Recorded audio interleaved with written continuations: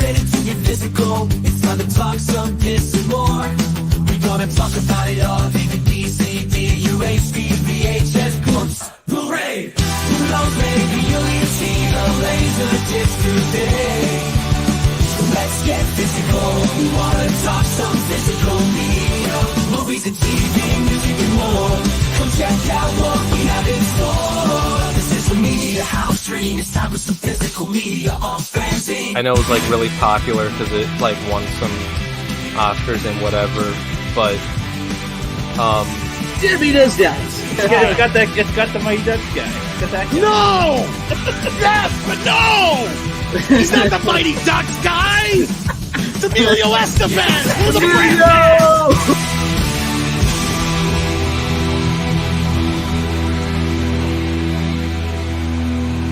You can never have enough physical media.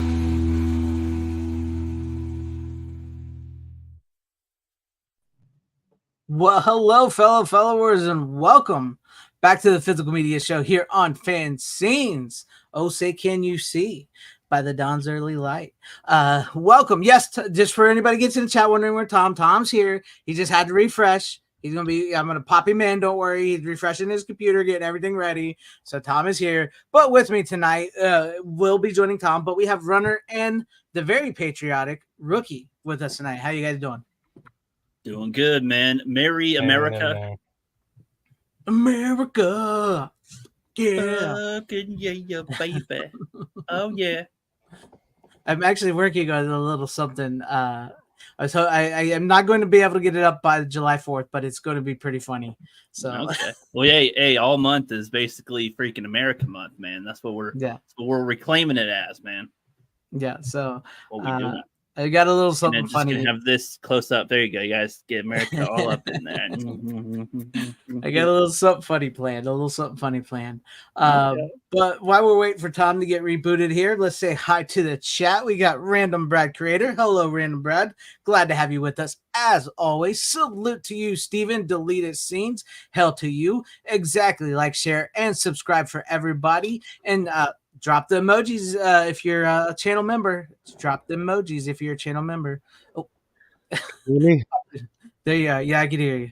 Okay, yeah, I'm just going through my straight mic because my audio system's all fucked up. They had an update today. Nothing wants to work, so yeah. Oh man. It's like because your game mic was used already now. I can't do the gay thing now, okay? We do not condone the actions or the words of Rookie Critic here on the FanZcene Physical Media Show. What is up, Tim Hayes? Hell to you. Glad to have you with us as well. Hi, Heather Preston. Glad to have you with us this evening. What is up, VHS Mikey? Hell to you, my media fam. Glad to have you with us in the chat as always. What is up, Cowabunga dude? Glad to have you with us. 6. Start the show. I get to listen tonight. Well, glad to have you with us, 6. Glad to have you here with us, and I hope you can enjoy the show and listen to us tonight. Glad to have you, everybody else out there with us as well. Double Fat, howdy to you, hell to you style section.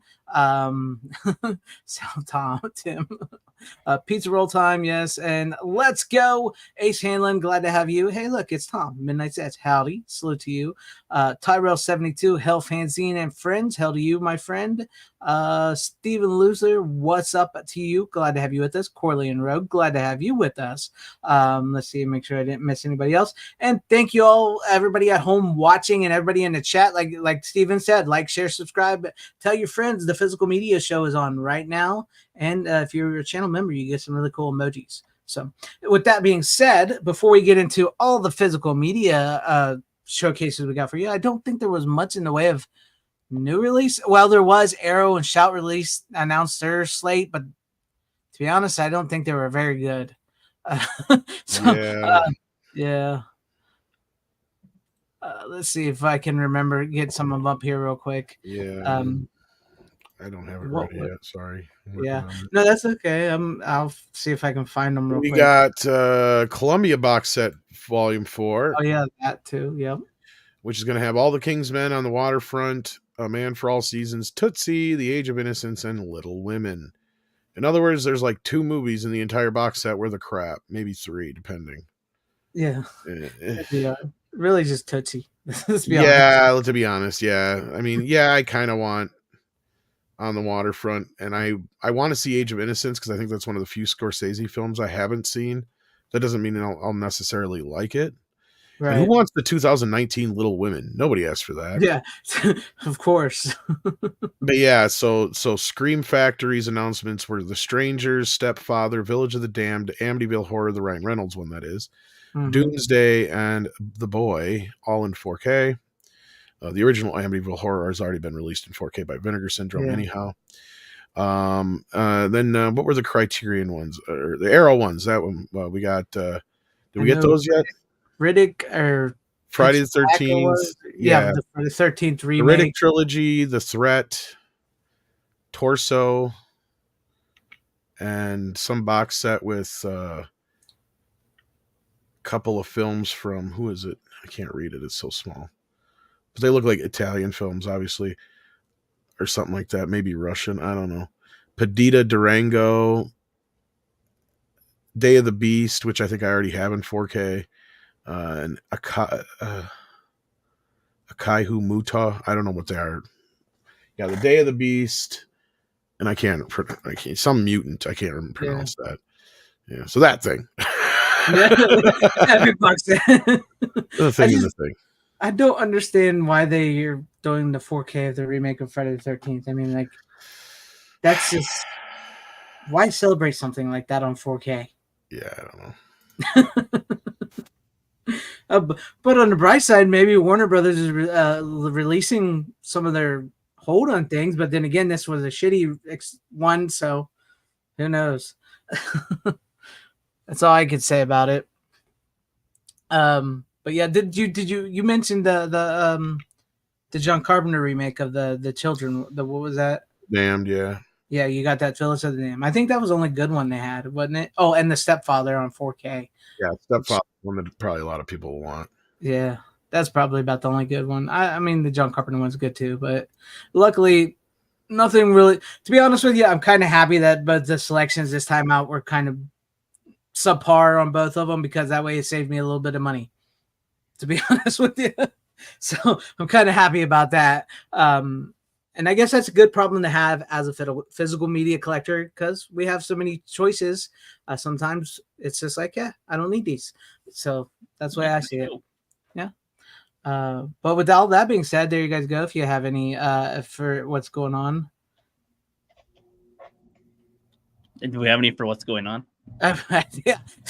Sorry, I lost my train of thought. I was thinking that my might just trailed off. Anyways, but yes, there is a 50%. Speaking of which, if you guys are into physical media, there is a boatload of sales going on right now. The Criterion 50% sale is going on right now. There is the Kino Lorber summer sale going on right now. There is the 4th of July weekend, I think to the 9th, Full Moon Pictures sale going on.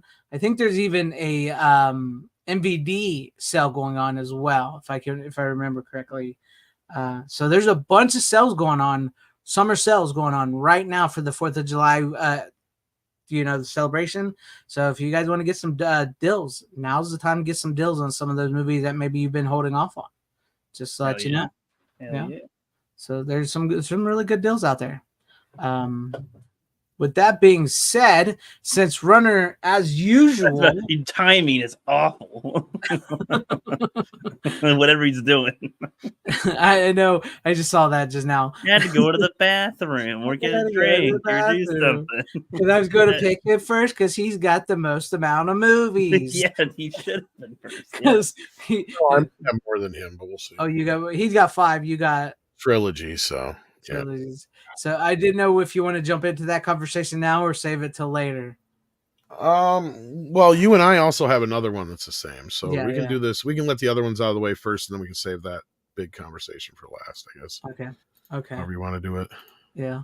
Well, since Runner BRB'd, let's go. We'll jump in with you, Tom. Whatever one you want to pick first, because I was going to do Runner first, but he left. So. Okay.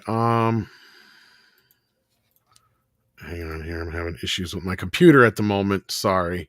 That's okay. If you can't, I can go first if you can. Yeah, why don't you really, actually? I'm having some... Yeah. Voice Mod had a update and it wouldn't be a problem, but it won't let me shut it off. It keeps getting stuck.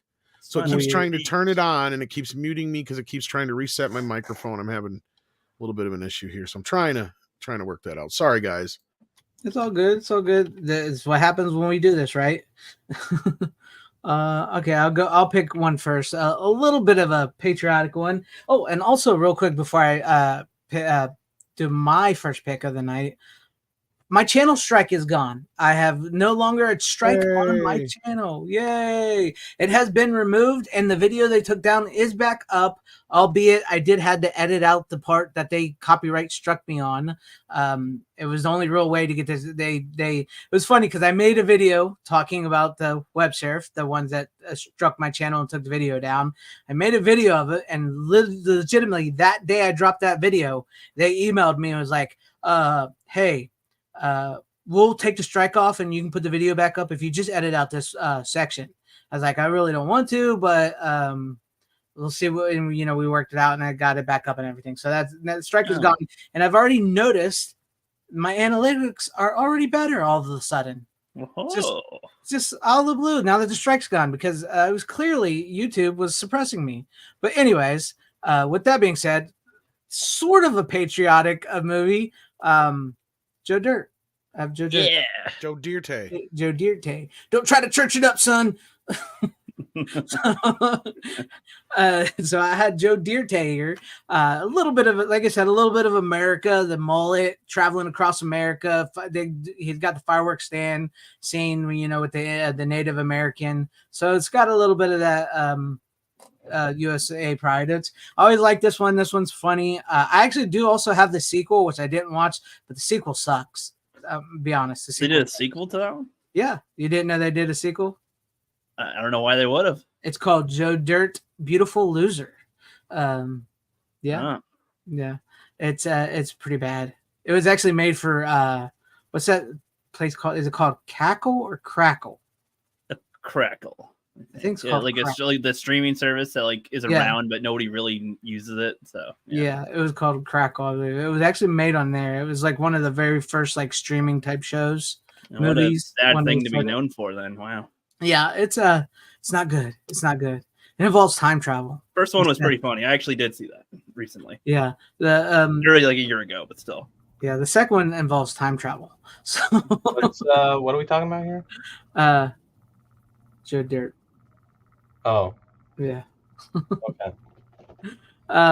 Don't waste your time on the sequel. Don't waste your time. I mean, David Spade's, he's pretty good in the sequel. They do bring back the same woman, as his, what's her name? I just watched the fucking movie. I can't remember her name. What was her name? Was it Brandy? I don't remember. Her name was Brandy in the movie. That's it, Brandy. Okay. Yeah, it's the same actress that played Brandy. She's his wife in the second one. What's his name? Christopher Walken comes back for a little bit. So they do bring back some of the people in the second one.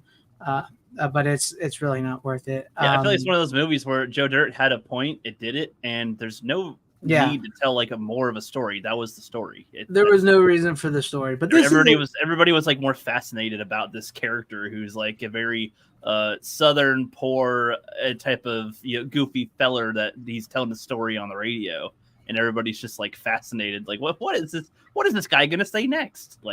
He found an asteroid and then he was trying to sell it and whatever, and then there's crap. All these things. It's what is that? What is that guy? That guy's interesting.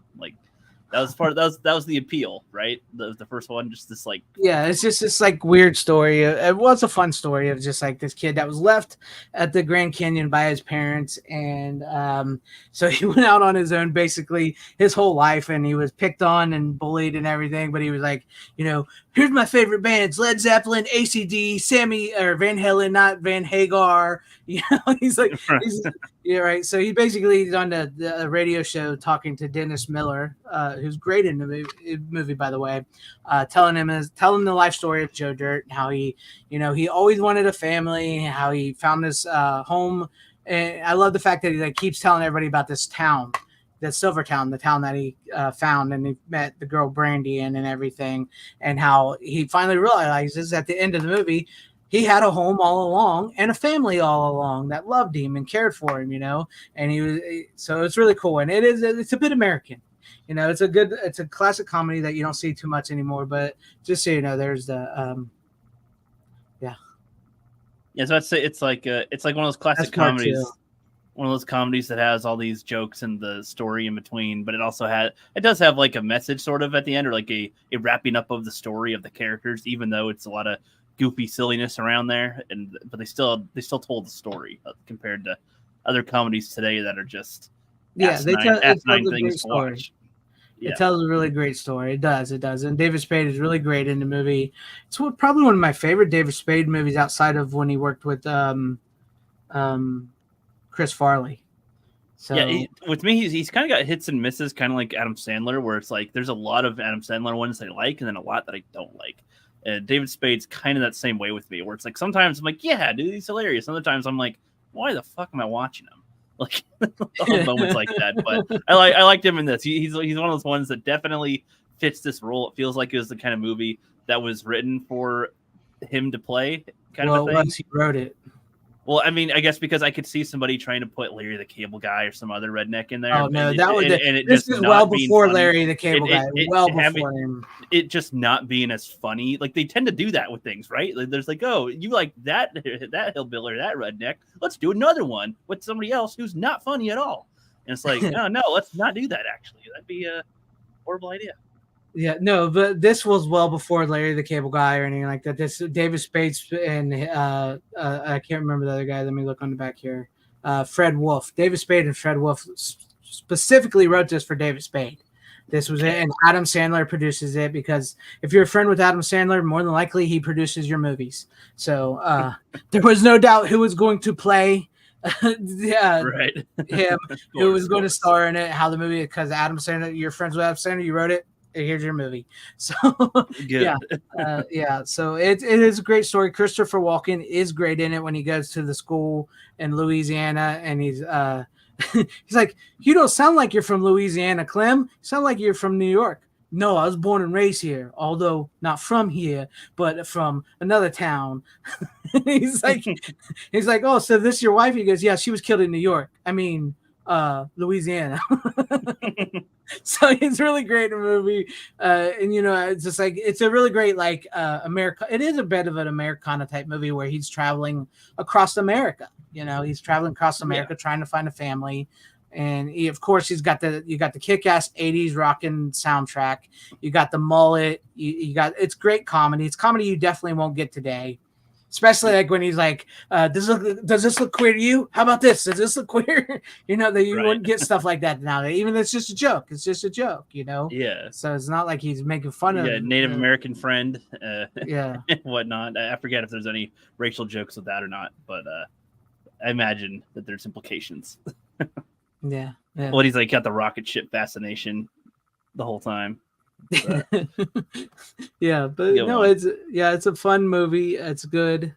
I enjoyed it. I could have watched other I'll probably watch one this weekend, honestly, or tomorrow.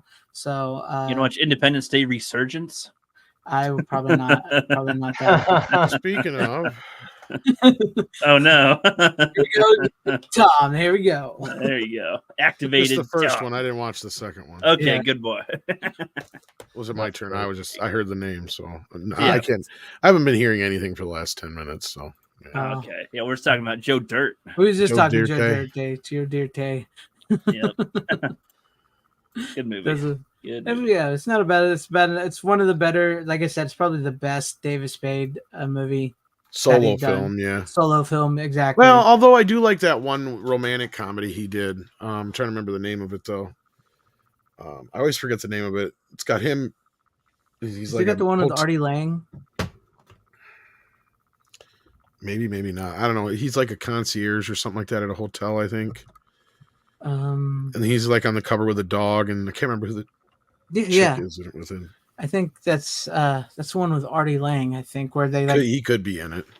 Let me check it. Let me see real quick because I know which one you're talking about. It didn't do well in the box office, but it was actually better than I thought it would be, from memory. Let me see. Lost and Found. Is that what it was called? Yeah, he's on the cover. David Spade and Sophia Marceau. Yeah, that's probably it then. Yeah, with the dog in front of him. Yep. Yeah. It's called Lost and Found. Yeah. That one's not too bad. Not too bad. But yeah, this is probably his best one. Like I said, the second one's really not worth it. I don't know if you can even buy the second one on Blu-ray anymore. Oh no! How tragic! Oh no! Tragic.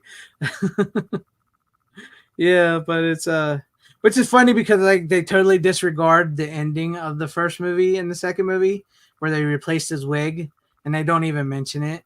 So it just starts up and he's living in a little trailer with his wife and his 3 kids and he's got the mullet on. So yeah, they don't really bring it up. But no, it's a good movie. It's a good movie. Yeah. But that's all I really got for the first one here. So, Ronnie, you want to go first or what? Or next? I mean, sure. What do you got? All right. I'm gonna show it. Oh shit! Fuck! I almost dropped my fucking. You weren't on camera. That would have been great. That would have been good. I would have clipped the shit out. Hey, I caught it. That's the problem. It didn't fall or collapse or anything. Then it would be funny. But I caught it, so it's less funny. But I got another comedy. I've talked about this movie a few times because I like to say it's one of the greatest bad movies ever made, and it's purposely trying to be bad, but I don't know. I watched this with my dad, and I just had a good laugh with it. I don't know if Rookie's seen it. Part of me wouldn't be surprised if he has, but Rookie, have you seen this movie? Didn't you bring this on already? Nope. I know I've seen people review it, and I didn't want to watch it based on a lot of reviews. It seemed like one of those. I don't know what type of mood I'd have to be in for one of those. Daddy, I want some sausages. I'm just like, you know what? I don't know. This is a movie that you would need to watch with like a group of friends drinking and shit. This is that type of movie. I feel like we've talked this one already once before. I didn't bring it on though. I didn't. No. Okay. I just got the DVD like a few weeks ago. It's not one of my favorites, I will say. Oh, I don't know about being one of the best worst movies ever made, but it's definitely one of the worst movies. It's on those. That's how I've heard of it. It's on those lists all the time of one of those. I have it fascinates people enough to watch it, even though they don't really like it. So I have a fuck ton of friends from college who fucking love this movie. So that's probably why Freddy Got Fingered. Say the title. Say louder. Freddy Got Fingered. Okay. Sometimes people don't. They just listen and they don't hear the movie. Sometimes. Yeah. It's called Freddy Got Fingered, and the reason why it's called that is because Gordon, that's Tom Green's character, his brother is Freddy, and there's a plot point of the story is I don't know like if you know the story, I don't want to get Greg's channel in trouble. So I feel like if I explained it, it would probably, dishonor the rules of YouTube and get this stream taken down. So, yeah. All right. Yeah. Yeah. I don't know. But, yeah. Also, Gordon, he wants to be an animator, so his parents buy him a car so he can go away.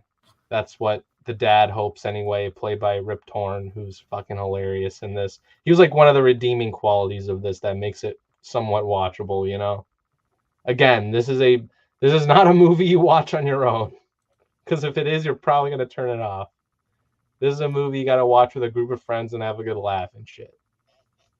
Yeah, I guess. But surprisingly enough, this movie has a cult following. That's does. The thing. And they managed to get it on the Criterion channel. Surprisingly. I know. No. Here's, why they got it on the Criterion channel? How in the hell were they held at gunpoint? No. So here's why, Rook. Criterion, they did a whole thing like a few months ago I don't know how long ago, but they released like a few Razzie nominated or Razzie winning titles in the Criterion Channel. So this was one of them, along with Cocktail, I believe. They also had on the Criterion Channel, like shit like that. Cocktail got yeah, I guess it was good, but I remember it being very popular. Well, Tom Cruise got nominated for Worst Actor. Yeah, I see that. I can see. I enjoy Cocktail though. That's a way better fucking movie. Well, yeah, it's definitely a better movie than Freddy Got Fingered. Yes, objectively, it is better than Freddy Got Fingered, but Cocktail's like it's not like great either, but it's fun. Like it's just dumb fun. But and yes, Corleone Rogue, he was married to Drew Barrymore for a year, and she is in this movie. I thought so. If I remembered, I thought I remember her in that movie. Yeah, she was in this movie, and there's a decent amount. This is a pretty like. This has a hell of a cast. Yeah, but was the it? movie just sucks. No, the movie's terrible. Just the clips I saw just made me go, okay, I don't need to waste my time on the movie. I think I'm good. I think I'm good. Again, yeah, I think again you need to watch this with friends. If you watch it by yourself, then Well, yeah, I get that. I guess it's the kind of thing where I've already to myself watched a lot of bad movies, and I just don't know if that's one I need to have. See, but some of the shit that you've shown, this is not one of the worst ones. Like this is probably one of the better ones that you could watch compared to some of the other shit you've shown. Like I don't know, Battle Droid. Yeah, well, exactly. that's my problem with it. Is it's closer to being just a bad movie than it is to being a movie that's so good it's bad, because it's just Tom Green being obnoxious for 95 minutes. Exactly. Right? Like That's it's kinda, just that's kind of the point. I can't watch it is his kind of the energy. point, and I Like, get it, but like good bad movies to me, this is the same reason why I reject it when people try to throw like Sharknado and shit into those kind of categories. Like, no, those movies know exactly what they're trying to do. Yeah. For me, a good bad movie has to be a movie where they genuinely tried to go out and make a good movie, and it turned out that bad, like The Room and Manos the Hand of Fate, and you know, not Goblin, you're thinking Trolls or something. Troll. That's what I meant. Thank you. Trolls 2. Yeah, especially Trolls 2, right? Like, Yeah. I mean, so like people, like when people actually are trying to make a good movie and it turns out that they're just that inept, or just it's a dumb idea, or something went completely wrong and what have you, or you got one really bad actor that's spoiling the whole thing, or all of them are bad actors, whatever the issue is, that works. But when you're doing it on purpose, it's like, okay, so you're making Airplane. You're well aware of what you're doing. It's no longer, you know, part of the appeal of it. And to me, this is kind of one of those movies that falls on that line, because Tom Green knew exactly what he was doing. Yes. Right. It's not like he was pretending to make a good movie. You know, it was almost like it was, to me, it would be like if Andy Kaufman decided to make a movie back in the day and the studio actually let him do whatever the fuck he wanted. Right. Yeah. I mean, because the whole thing would be just basically a litmus test to see how far they would let him go with this crap.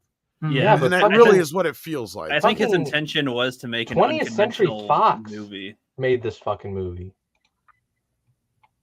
That's my point. Which is like, crazy. He used his power at that time where he was at the peak of his peak. He had been in, I think, like Road Trip and a couple other movies at that point where, you know what I mean? Like, I don't hate Tom Green. It's no, look, I for what the movie is, I think it's hilarious that it exists.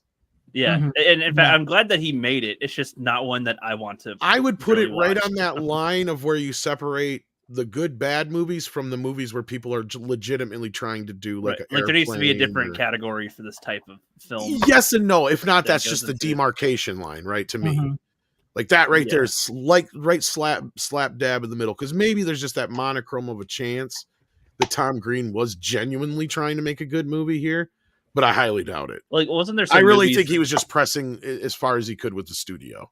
Yeah, wasn't there some movies after The Room where Tommy Wiseau was trying to like intentionally make kind of bad? That those ones were more like maybe like Freddy Got Fingered sort of ones that are just not the accidentally bad. If there were, it didn't grow in any popularity of some sort. It didn't get the following or any of that. I mean, Fucking, I don't know if Tom Green did anything after this movie. He did a few things, but no, this is probably the one movie that everybody talks about, but for the reasons that we're talking about it right now, basically, is that it's a joke. No, You it know is. what I mean? No, it is. Yeah. It's But, like, just him goofing around, basically. It's I think you got to go in with the right kind of mindset with a movie like this, and Oh, like yeah. I said, Hi.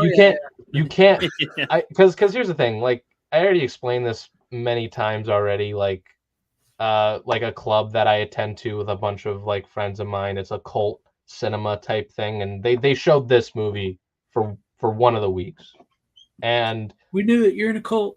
No, I'm just Yep. haha, Yeah, he's very learning. funny. He's learning. He's in a film school. Of course, he's in a cult. Just kidding.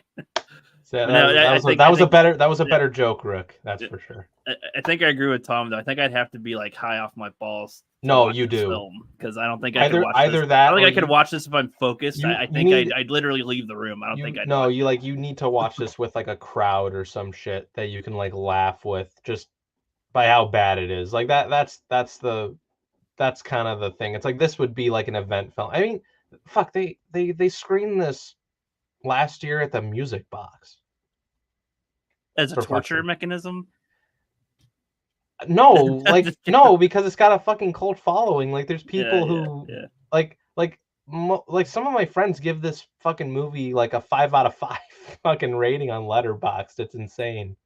But I think we found the audience this movie was meant for. yeah, I mean, there is an audience that loves this movie and they think it's amazing and whatnot, but the audience this film was meant for is film school students. Is it really? I mean, I select sincerely, number. the more I thought about this movie over the years, like that is really what I boiled it down to. This movie was an experiment by Tom Green to legitimately see how much money he could spend and what he could get away with. It was like the reincarnation of Andy Kaufman.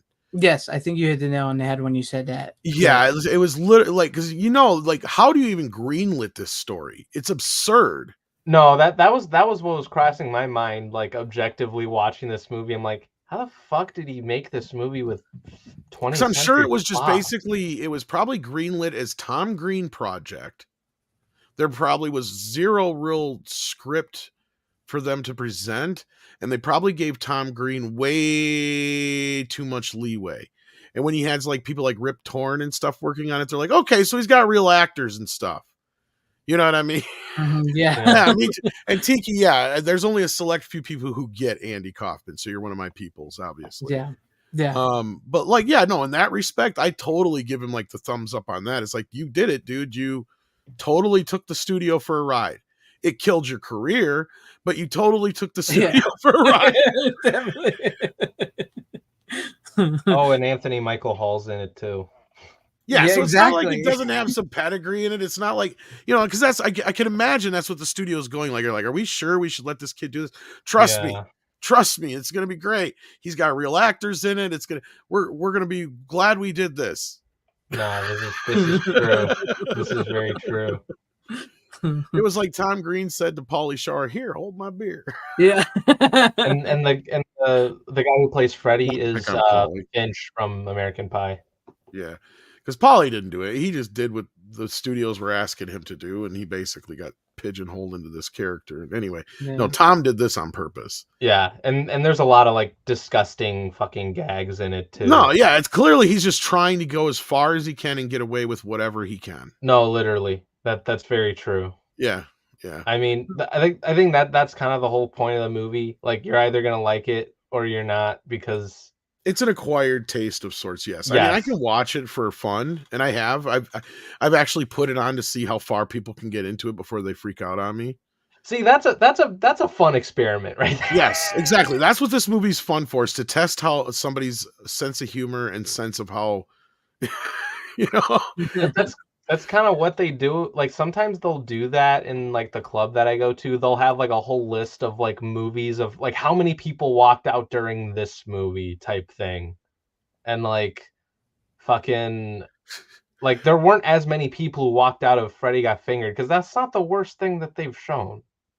Well, and it's like a train wreck in a way, right? Because 'cause that's one thing you can't say about Tom Green is that he's not entertaining, at least in the sense of whether you find it positive or negative entertainment is a whole nother discussion, right? You're either appalled or disgusted or you can't look away, but either way, you're still watching it because you got to see how this train wreck ends. Right. Yeah, for sure. But and the thing is, there's certain other like train wrecks that I've seen where I'm like, fuck, like I just want this to end. Like I'm trying to think. Like there's this movie that they showed called Franland. I don't know if you've ever heard of that one. That was fucking awful.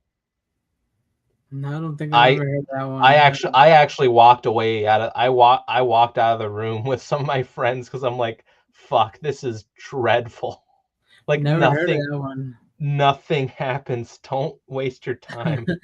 And Correlate- I almost walked out of Clifford. That was with Martin Short. That was awful. I don't see. I could watch Clifford over Freddy Got Fingered any day. Are all you the way kidding through. me? I have no problem with Clifford Oh whatsoever. my god. I think it's funny. No, it's terrible. I think it's very funny. It's Corley and horrible. Rogue says Tom Green wants to release a director's cut, but they won't let him. Well, Disney owns it Well, now. Disney owns it, so that's why. Yeah, Martin Short. I could watch Martin Short forever. Just pretend to be a little kid and being fucking annoying. It's freaking hilarious. No, it's not hilarious. It's cringe. No, it's hilarious. That's the whole Terrible. point. No, that's once again, that's the whole point. I get it, but like, but that's my problem. It's like I feel like it purposely like they thought that this was like a really good concept, but it's like everything just went so wrong, and it's just like, oh my god, I can't do this. With Freddy Got Fingered, it's like it fucking knows what it wants to be in comparison. Even if it is bad, it's in a different scale. But again, that's your type of good bad movie. This is how I think of a good bad movie. If it's like an event type thing with I'm your with Tom friend. on this. I don't believe this is a good bad movie. I believe this is a movie that was intentionally, like Tom said, with Tom Green trying to get away with how stupid and stuff he could get away with. This is a bad movie if you're watching it by your lonesome. At that point, you're probably going to want to turn it off at some point. But if you're with a group of friends and you're like drinking and shit or whatever, you guys are just having a good laugh, that's this type of movie. It's like, don't watch this by yourself. If you have some crazy ass friends who, even ones that fucking like this, it's a whole other experience. That's it. But like, I don't know. I laughed more than I thought, and for the wrong reasons, obviously.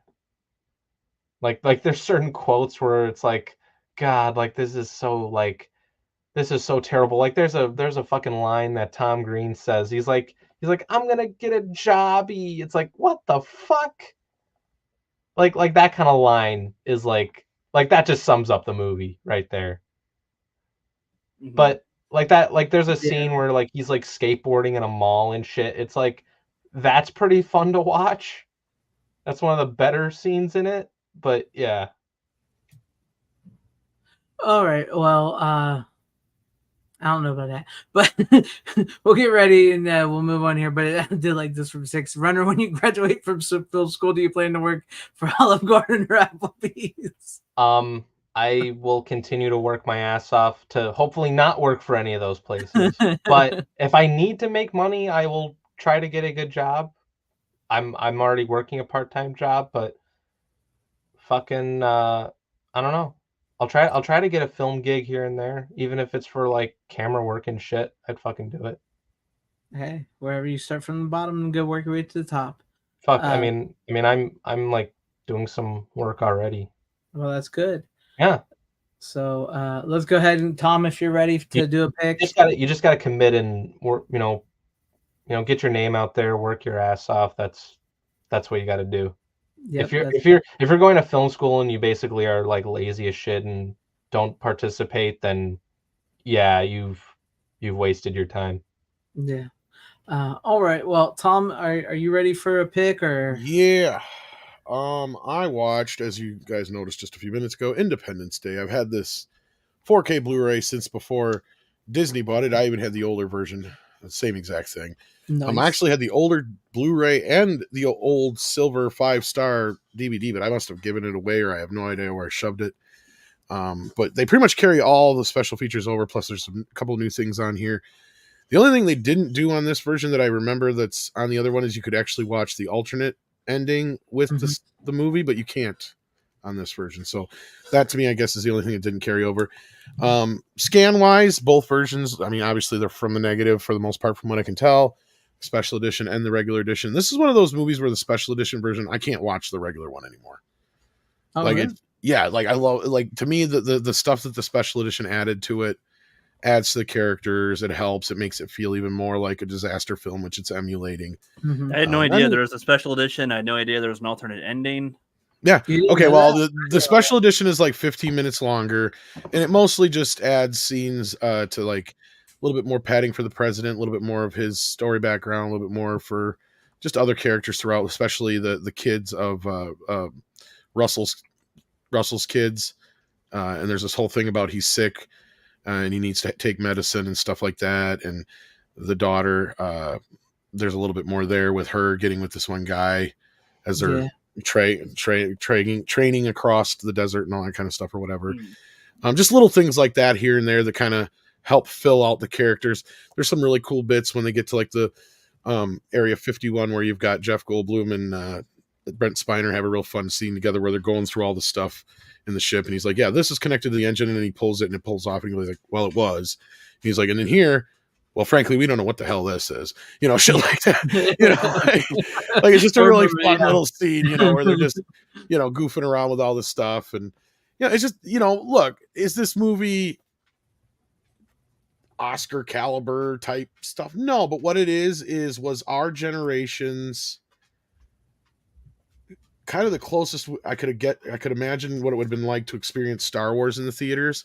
Because I mean, I saw Jurassic Park in the theaters. I'd seen Batman Returns and some other things in the theaters. Yeah. Oh yeah, they were full theaters and whatnot. I'd been to a full theater before. Home Alone, Yeah. Who Framed Roger Rabbit, stuff like that. This was the first time where I literally felt like, and I remember like getting up and looking around and going, are there people literally standing in this screening? Because it's like they were cramming as many people as they could. It was like elbows to elbows. Like we felt stuffed into a theater. It was crazy. But it didn't matter because as soon as the movie started, people were cheering and stuff and getting with the movie. And then, it was somber for a bit there. And then, of course, you have the big speech and everybody was literally getting out of their seats and cheering. And I mean, I saw the movie eventually 6 times altogether in theaters.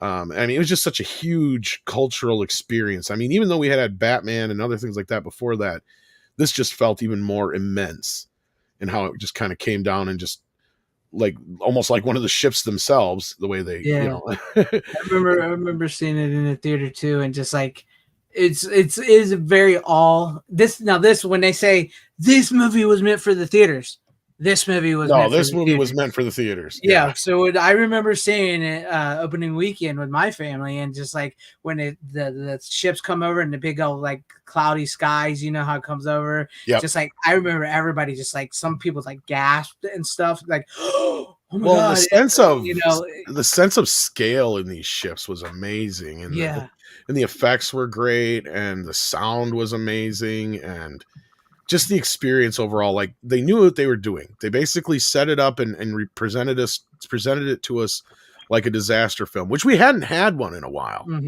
Like this was the first real disaster movie. You could kind of consider Jurassic Park in that league, but not exactly.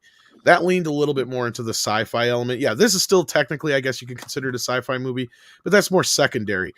This movie is basically Airport, Towering Inferno, Poseidon Adventure, all those kind of Earthquake, all those kind of disaster films.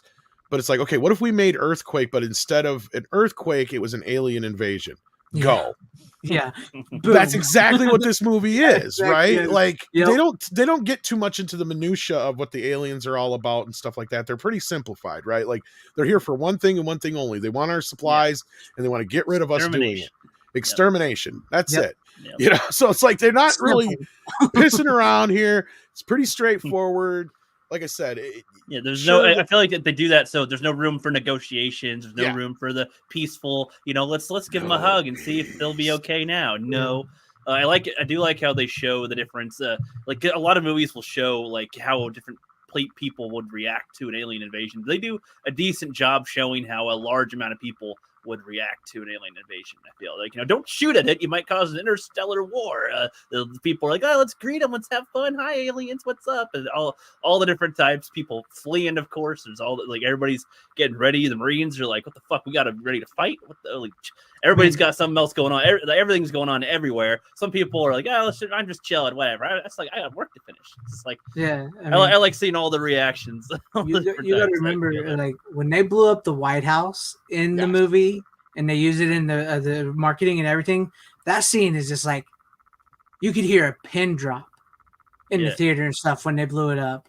Well, it was just like so. That was one of the early like big Super Bowl commercials. Yes. Right? Because this was before, back then you didn't get a trailer like that 6 months before a movie came out. Actually closer to 7 months before a movie came out. And they dropped this immense trailer, and and that's the first time we got to see whatever this ID4 thing was going to be, because nobody had any idea or clue what it was. It wasn't like, yes, the internet was around and they had an ID4 website, but it was really, really kind of primitive. So like, but like that trailer dropped during the Super Bowl and everybody's like, what's this? And like you said, Greg, as soon as they had that explosion on the White House, which they didn't actually plan on being in the movie. Yeah. The way the movie is cut, it was supposed to cut, you see LA and all that other stuff blowing up, but we know Washington's blowing up, but we're seeing everything from Air Force One's point of view, which is in the film. Mm-hmm. But that got such a reaction that they're like, we got to work this into the movie. So they did. But then they noticed a problem. They're like, well, the way the things are structured, there's a helicopter that's close by. So they had to add a helicopter into that shot. So if you watch the trailers, there's no helicopter. No helicopter. Yeah. Once you watch the movie, there's a helicopter in that shot because they worked that shot into the movie because it was so big. And they kind of ended up, I think, with the same thing with Godzilla, because they did a similar campaign for Godzilla. Mm-hmm. Only even more so because they kept trying to hide Godzilla. But like the big thing was, with the foot coming down. So they made sure they had that bit in the movie, right? Like, it feels like that. I was going to ask you, I mean, since I know like monuments and like the Statue of Liberty, they've been in movies and like destroyed the Golden Gate Bridge.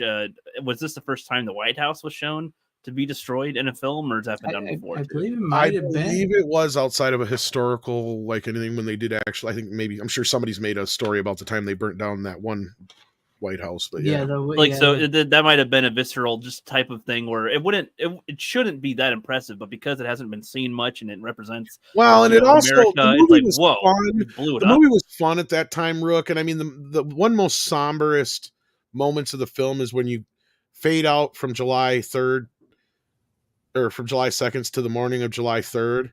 Yeah. And you see the Statue of Liberty laying there on the side. Like that was a moment like what Greg was talking about. Like you could hear a pin drop in the theater. Mm-hmm. Like I imagine that's what I find interesting. Everybody's like, oh man, because like gravitas of this situation but it also took on a very different feeling post 9/11, right? Because you got to remember this movie came out 5 years prior to that. So we hadn't really experienced anything like that. Like there's even that scene where you have the attack on the Air Force base. Right. That scene is an homage to Pearl Harbor. Pearl Harbor. Yeah, I was gonna, I figured. Yeah. But no, I feel like that's what's interesting. I've heard a lot of people describe this movie as like a dumb action movie, like a dumb sci-fi action movie. But it's like, if that's what it is, it's still really good. Like it hits you emotionally big time, especially if you're an American. It does. That's interesting because like some films where I can't necessarily feel that way. I don't know how Japanese people feel about Godzilla destroying their stuff. I have no idea what's the monument over there exactly or how important it is to them. If they feel something big, it's like you stomped on our shit. But with this, and it's alien. I feel like aliens specifically being like, it's not from Earth. It's not an Earth thing. It's not a religion thing. But there's people that are religious that are with this praying stuff. They have that as an aspect in here too. And it's like it's not just America that gets attacked, even though that's the more visceral part and visually remembering part of the movie. It's like the whole war. This is like one example, but it's also happened over the world. And it's like that, like if there is any unifier of people, it's like a global attack from an alien force. Like now we're all on the same page. Well, and I think that like, the inspiration for it was rooted in like some kind of speech that I can't remember if it was Reagan or Bush. I think it was Reagan who had said something like about an alien attack or something like that would unite the world. So that was kind of like the kernel of the idea. But then basically that really was like, I think it was Roland. I don't think it was Dean. Maybe it was Dean. Whichever one of the duo came up with the idea of like, because during the press tour for Stargate, they were being asked, what would you like to work on next? And he was like talking about, oh, it would be really cool to do like an invasion film. And then he got talking to another, somebody else asked him the same question. And that's the thing with these press junkets. They ask you the same damn questions 20 times over. You answer the same damn question 20 times over. So by the time he got to the third or fourth time being asked the same question, it went from just being an invasion movie to, this invasion movie where you've got this huge mothership and these other ships that are 15 miles wide hovering over the major metropolitan areas of the world. And that clicked with them. And they just sat down and wrote the script in like 4 weeks. And they sent the script out on a Thursday or Friday. I can't remember which. And they came back Monday morning to a shit ton of offers. There ended up being a bidding war over the script. Damn. Yeah. And the reason that's a big deal is because this shit does not happen in Hollywood. And then within months, like the movie was in production and it was out. Like the whole thing was like a 2 year and a half, like boom, just boom, boom, boom, boom, boom. And the movie itself was shot in under a year. That's the other amazing thing, because people don't realize that they're like, oh, all these amazing effects and stuff. There's only like, I think, a half a dozen CGI effect shots in the whole movie. And they're really just elements. They're not the entire shot. For instance, that shot when Will Smith looks up from his paper and he looks over LA and he sees it covered in that spacecraft. Yeah, in the dark. The helicopter flying over him. The only thing that is CGI is that helicopter. Wow. The rest of it's a model with over top of a green screen in front of a plate of LA. Yeah. I heard there's a lot of miniatures. Yeah, it's all miniatures and models and all the fight scenes and stuff like that are mostly miniatures and stuff. There's some CGI for like the farther away stuff, but like, yeah, most of it was most of the computers was just used to composite stuff quicker than it normally would take with an optical printer. And that was another thing that helped the realisticness of the effects, because it was one of the first big movies since Jurassic Park and Terminator 2 and some of the other ones to use digital compositing for the effects, so that when they come out, you didn't get the black lines and you could see through. There's some optical effects in the film, and when they're there, you can tell because you can see through the effect. No, these days, you said a lot there that's interesting to me. I've never heard, at least in the modern day, of people like fighting over a script, like to keep, like you said, bidding on a script. Oh, like, yeah, bidding wars happened all the time back in the day, but time. like a movie like that, for it to be like just written and then boom, all of a sudden you get all these people coming after it. Usually these guys will shop around a script for 2 years or whatever script they're trying to sell. Everybody's like, yeah, that's fun, but we're not making that kind of a movie right now. You got anything else? Like that's usually Wow.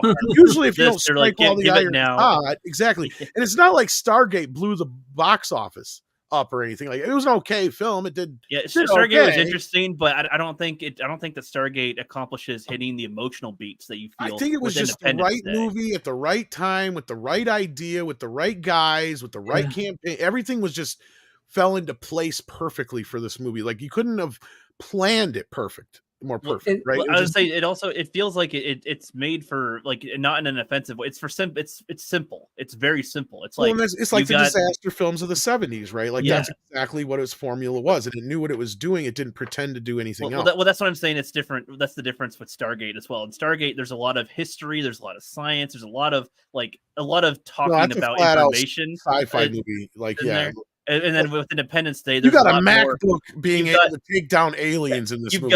You got Will Smith go, "Welcome to Earth, bitch." Exactly. You got shit like that. It was like America was at a very different point in time, and we were it was okay to be patriotic. And this movie is vastly diverse. There are people of all types in this movie, and it was never made a deal of because we just saw them as people. Not once does it come up in the movie that Will Smith is black. Exactly. Yeah. Him, Fox, even like with Randy Quaid's daughters and his son and daughter, they're half, they're part Latino and everything, and so. And I'm not even sure the older one's his. Exactly. Right? Like there's the whole kind of questionability in that because he's like, you're not even my father. Like I'm not even sure any of them are because they're not really specific, but yet it does seem like the two younger ones, or at least the youngest of the three, is his. So like you're kind of like, okay, so what's the dynamic here? It doesn't really fucking matter because the guy's playing that role, right? So, and that's the important part of the movie, and that's his character, and that's what this movie is. You have all these different characters, right? And it's perfectly like Will Smith's character is the type of character that Steve McQueen would have played in the 70s. Mm-hmm. You'd have had probably had like Walter Matthau and probably playing like the older guy and somebody else playing his kid, probably like, I don't know, come up with somebody, but you know what I mean? Like they would just grab a bunch of stars that you recognize. And that's kind of what they did here. You got the Fresh Prince, you got the guy from Taxi, you got the Fly, you got the guy who played Lone Star. You got these guys that mesh well too. Yeah. They all look, and that's the thing too. Harry Connick Jr. Exactly. It's like, this is cool. You got Jeff Goldblum as a nerdy guy. Wasn't that always kind of one of the stipulations too? It always seemed like you had to have some kind of actor turned singer. Singer turned actor in these movies too. Right? Why not? Why not? And especially the side adventure. I forgot her name, but she's the one that sang the Morning After song. There's got to be a morning after. I know Six is making a joke here, but that's true because like she was a stripper and Will Smith was like, I was kind of hoping he wanted the job though. Oh yeah, she's a stripper. I forgot about that. Yeah. At one of the worst strip clubs ever because none of them take their clothes off. As I say, we're just gonna dance with their clothes on, everybody. Woo. She was a modest stripper. No, this was a movie though that everybody from the age of 6 to 66 or more could go see and enjoy, right? Like grandmas and uncles and aunts and cousins and people of all races, all religions, all beliefs, and it was just seen as just like people coming together to overcome this threat. And it was okay to be American. It was okay to be of other country as well. This is our Independence Day. A good part too, I think, is that they don't focus like pretty much almost at all on the aliens' point of view, except for the scene where they literally talk to them. Other than that, they're basically these drones, these ships that are coming. I love how they handled the aliens here because basically instead of the aliens being the whole focal point of this whole thing, they've basically gone, look, how can we make this real simple yet kind of emulate what everybody. This is one of those rare times where you can actually go in and say, we're going to make a version of an alien that everybody goes, okay, yeah, that's exactly what I pictured an alien would be. Yeah, like, you don't need to explain. They found a way to do that. You know it is. Because what they did is they took the whole, with the exoskeleton, you got both a Cthulhu mixed with, with all the whippy tentacle shit mixed with like the body frame of like the alien from Aliens. Mm-hmm. And then once the exoskeleton opens it inside, you see the feeble little gray alien type. Little gray. With the head and so I love how they were able to incorporate each and every kind of type of alien that most people would associate when you hear of an alien. Yeah. And put it in a way that it didn't need a bunch of explanation. All you had to do was have one scene where basically, the president sees the image and he's like, they're like locusts. They come in, they take a planet, take all its resources, kill everybody, and move on. That's all you need to know. You don't need anything else. They're not confident. Like, we're searching for a specific blah blah blah, and then we get no. Shut up! They're trying to kill us all. There's no talking. If anything, he wants us to open the door, and if we all shot ourselves, he'd be happy. Cool, good. Now I can get out of here even faster. Like, and it's straightforward. And even the trailers, like when it came out, we bitch about spoilers and shit all the time. This movie didn't pretend to be anything other than what it was. We knew exactly what this movie was going to be going into. Well, I hear that back in the day, like that was what got people in, was practically the spoilers. Like, wow, that's cool. I want to see that movie. What happens? How do you get to that point? Okay, and then you go see the movie and find out. Well, and what was even cooler was the campaign around it. Like I said, we had all these different trailers for the television ads and the different stuff that was amping it up, and they were selling it for the good time that you were going to have. And what was even funner was they had a Fox had done a special. And this is on the Blu-rays and DVDs or whatever, if you want to check it out. They did a special, but they treated it like this stuff was actually happening. Right. Okay, yeah, good. So this was like good. one of the first times they did like a viral thing like this. Like they actually, it's like news reports and stuff. Like they actually did new footage and stuff Like as of the. part of the marketing. Yeah, and they actually had like live news footage of the you know of the They probably took ships over inspiration the from the cities and War of the stuff. World stuff, right? But they're like, let's Kind do that of, let's yeah. do that as part of our marketing. People already are probably aware of that, so it's not going to literally cause a real panic here. They're gonna go. I got to go to that freaking movie theater and see the movie. But they actually went, yeah, they actually went out of their way to do this. Like you can tell, they actually produced stuff for this. They actually took scenes from the movie where they actually must have had somebody recording with like a, you know, like a not camcorder, but like a lower quality television camera kind of thing to make it seem like, because we're getting the same events we're seeing in the movie, but in real time through the news's point of view. Right. Yeah. And they're kind of selling the movie at the same time with filling it in with behind the scenes footage and all that kind of shit. But it's really neat little thing that that kind of thing they don't do anymore. I miss those. I know. Yeah. And do you remember like the floppy disk, that they gave you for your computer when you bought the toys? No, I never got any of the toys. Oh, there was yeah. I can't remember if it was with the toys or something. Because I remember getting a floppy disk, but like the old floppy disk, and you put it in, and it was like I think it might even related to that special. It was something like I remember. I wouldn't like, be surprised. They did a very good viral. Yeah, this was like the first viral campaign for a movie, I would say. Yeah.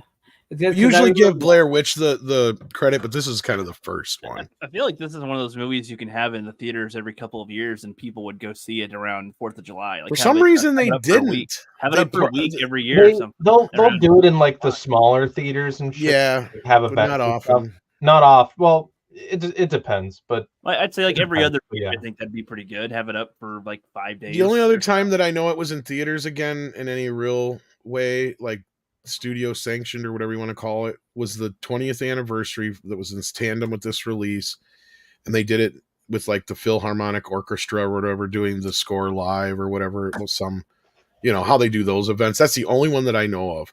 But yeah, they have never done a proper re-release of this in theaters.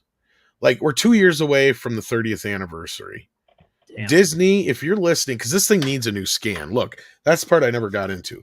It looks okay. It's a decent enough scan, but you can tell it's a almost decade old scan of a film.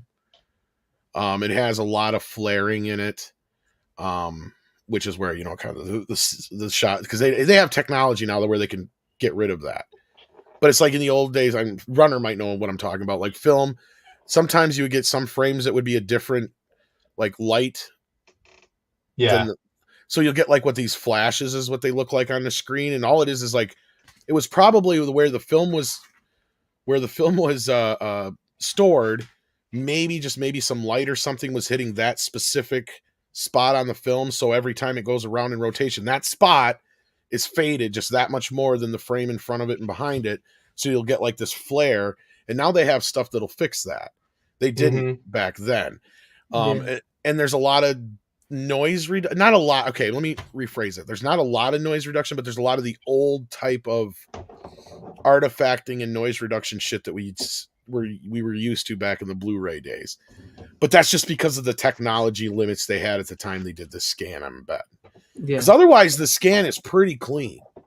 It's pretty clean, especially for a Fox scan at that time. You could tell they actually went back to the negative, which is not something they were known well for at this point. A lot of times Fox just scanned a lot of the inner positives.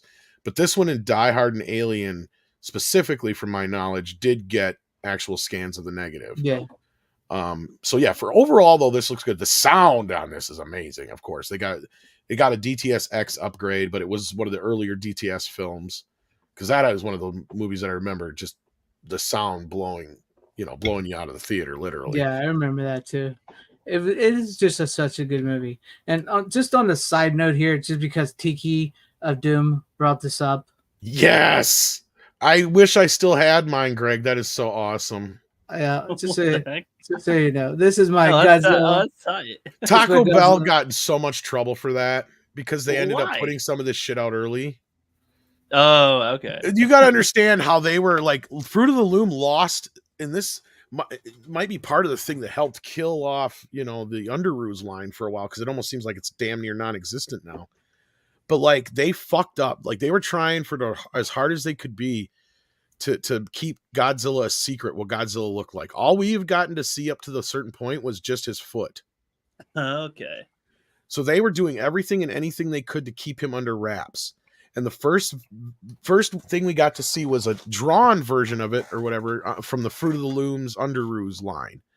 So Really? they ended up losing their license because of My it. underwear spoiled the movie. The underwear spoiled the movie. Yes.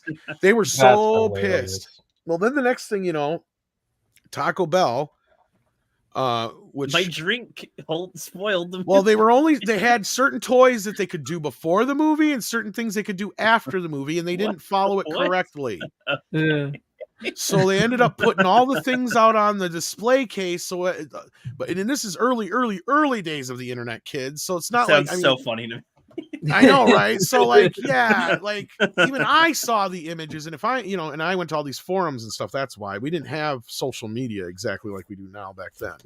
Yeah. So it was like this shit leaked out online, and fucking Columbia lost their shit.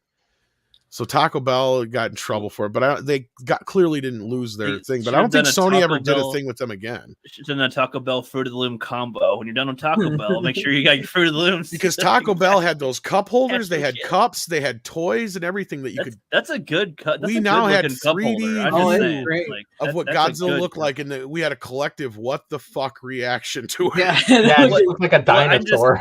Well, it's still like I'm just saying, like I can't believe how well this held up. I found this in my shed. I had the movie released because it held up because it's made from highly toxic toxic Chinese chemicals. Exactly. With all the with the Dune cups and all the other things these days that kind of are like weird designs. That looks like a good design for a cup holder. Like, oh no, they were real good at that kind of stuff back in the day. I actually have the whole set. I actually have the whole set still of the Phantom Menace cups and tops that they had for Taco Bell. Yeah, I didn't know they did stuff like that until like a couple of years ago. Like I never. Oh no, back in the day they did. I never saw customized cups for things. I missed the third one, but I got 3 of the goblets for Lord of the Rings from McDonald's. I didn't get the 4th. I didn't get any of those, but I had the Batman Forever cups. I had plenty of the other cups over the years, but the plastic cups always end up getting broke or the plastic destroyed. But nowadays, I had a Star Wars cup glass from Hardee's back in the day, but it got broken and moved. Well, nowadays, do just some movies come up with cool designs for stuff, or is that just not really? There's something we don't get anymore.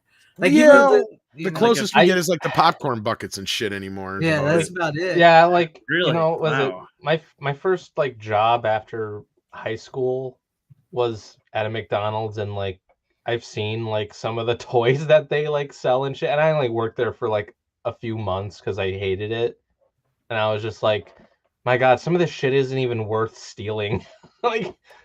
It's not. I don't know. Comparison to the shit Greg just has, the Godzilla cup. It's fuck, I would have taken that. To be honest, I even have, which I think this is the last thing I remember them doing. I have the Star Trek 2009 glass cups from McDonald's. I think that was before we knew what the Star Trek movies were going to be, the new ones and everything.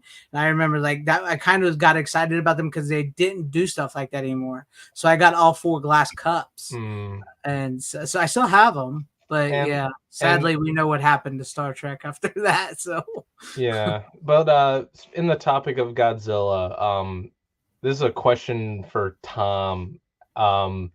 They did a whole for a whole week recently, and they did a whole Godzilla event where they just showed all of the Godzilla movies ever, and I went to that 24-hour Showa era event, and I was there with a friend of mine. I stayed the whole 24 hours. That shit was insane. What'd you think? No, I mean, fucking the first Godzilla is objectively the best. I thought that was, great movie. Finally watched it the first time then, and it was a 35 millimeter. So you sat through all the goofy shit though. Oh wow, that's cool. That's that was one of the few 35 millimeter prints, but the music box is pretty good. For the most part, they show a bunch of 35 millimeter prints if available, and that was one of them. And the other 35 millimeter print was King Kong versus Godzilla, but it was the dub version, which was Well, I fucking think weird. that's the only version they can get in the U.S. because that's why they had to put the one as a special. It's a special feature on the Criterion Collection. It's not actually Yeah. the official version that's on there is the Universal cut. But yeah, Yeah, because what is it? Because the Universal logo or whatever showed up in the Yeah. beginning of that. But well, and here's the thing about that. You know what's weird is supposedly, rumor has it, and I don't even know if this is very much rumor anymore. It might even be fact. They don't have the original negative anymore of Godzilla vs Kong. oh, And basically the version, and this is another reason why on the special we only get it as a special feature, because what they did was they basically recut all the scenes that are in the decent scan they had of Universal's only remaining version of it, or one of the only remaining versions of it they have that's a decent scan of it, or decent real. They have decent actually. They're inner positive or whatever you want to call it of the movie, right? mm-hmm. That's the only good version left, as far as Shit. anybody knows.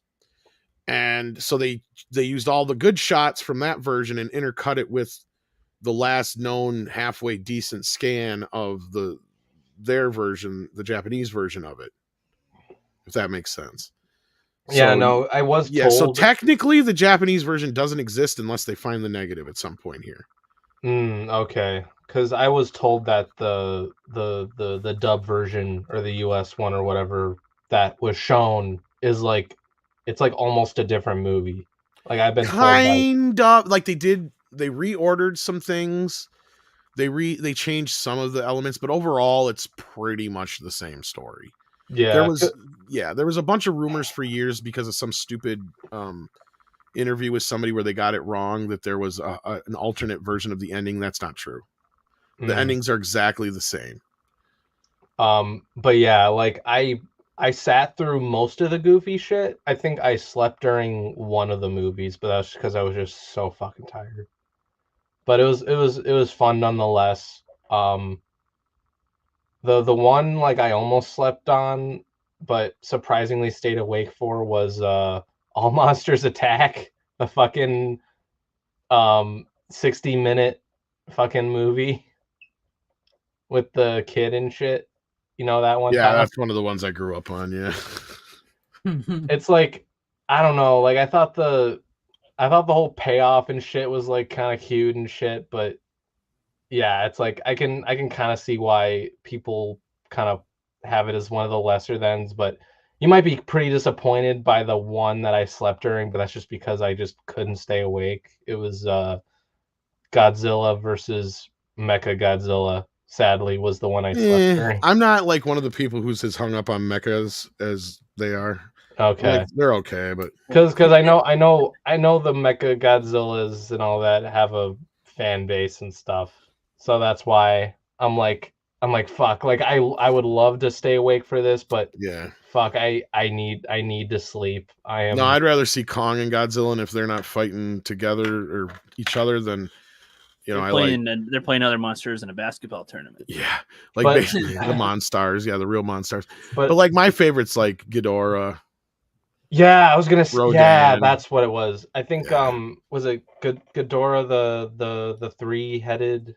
Ghidorah the Explorer. Yes, Ghidorah the Explorer. Yeah, from Ghidorah Flight the of X. Explorer. No, but like that was the one where it was like the action was great, even with like the humans and shit. The comedy was fucking funny, like the audience was laughing and shit. I was laughing. And then like there's some like awesome kaiju fights and like Yeah, it all pretty much goes downhill after that like trilogy or whatever it is they got there. Because what you have is like the first three movies, which are kind of tangentially connected. yeah. No, And then for once sure. you get to the Mothra Ghidorah story, Yeah. there's like that trilogy or so of movies that kind of go together, and then they go off on the more kiddier route. No, So yeah, for like sure. yeah, that's kind of about They the get best goofy stuff as there. fuck. Yeah, But what is it? Ghidorah, the three-headed monster, like that was probably my favorite, surprisingly enough. And that was just because like there was like kaiju fights and even like the action and shooting and stuff from the humans. I'm like, fuck, like this feels like it's like like after seeing that, I'm like, fuck, I would love it if John Woo made a fucking Godzilla movie. where people in the side are just shooting each other and shit. But Um, but let's go ahead and get and to by the way, sorry, one thing I want to point out is the next day they showed a 35 millimeter print of Godzilla 98. Oh wow. well, Yeah. Which version of Godzilla 85 did they have? 85. I didn't mean 85. No, I know, but which one did they? That was probably later in the thing. I wonder. But Yeah, they I just don't probably know. showed the Japanese version, Return of Godzilla or whatever. Oh, okay. Yeah, I don't know. I don't remember all the names for all the titles just because That's the only one that 15 has movies. Raymond Burr in it. If you're watching the American version, Okay. but he's not in the other. It's aliens and shit in the other version. But yeah, I I mean just they're in remem- the other thing. But yeah, anyway. but I don't know. My brain was like way too tired to like pay attention to That some was of in this the shit. whole. That was a start of a whole new era. So that's the third, like the second era. Or Yeah. whatever. But I remember when like the last movie was over during those 24 hours, I was just like, finally, it's over. I can go home and fucking go to bed. Yeah, Let's get- Tiki, that's kind of the vibe I get from those movies. A little bit of James Bond, obviously, influence there. Yeah. That's what I was saying. Like fucking like if John Woo had directed that movie, it'd probably be even better. Yeah, Tiger Woo. All right, where are we going next? Yeah, let's go. Yeah, who's next? Rook's. We'll go to running real quick again before we get Rook because Rook's only got that one.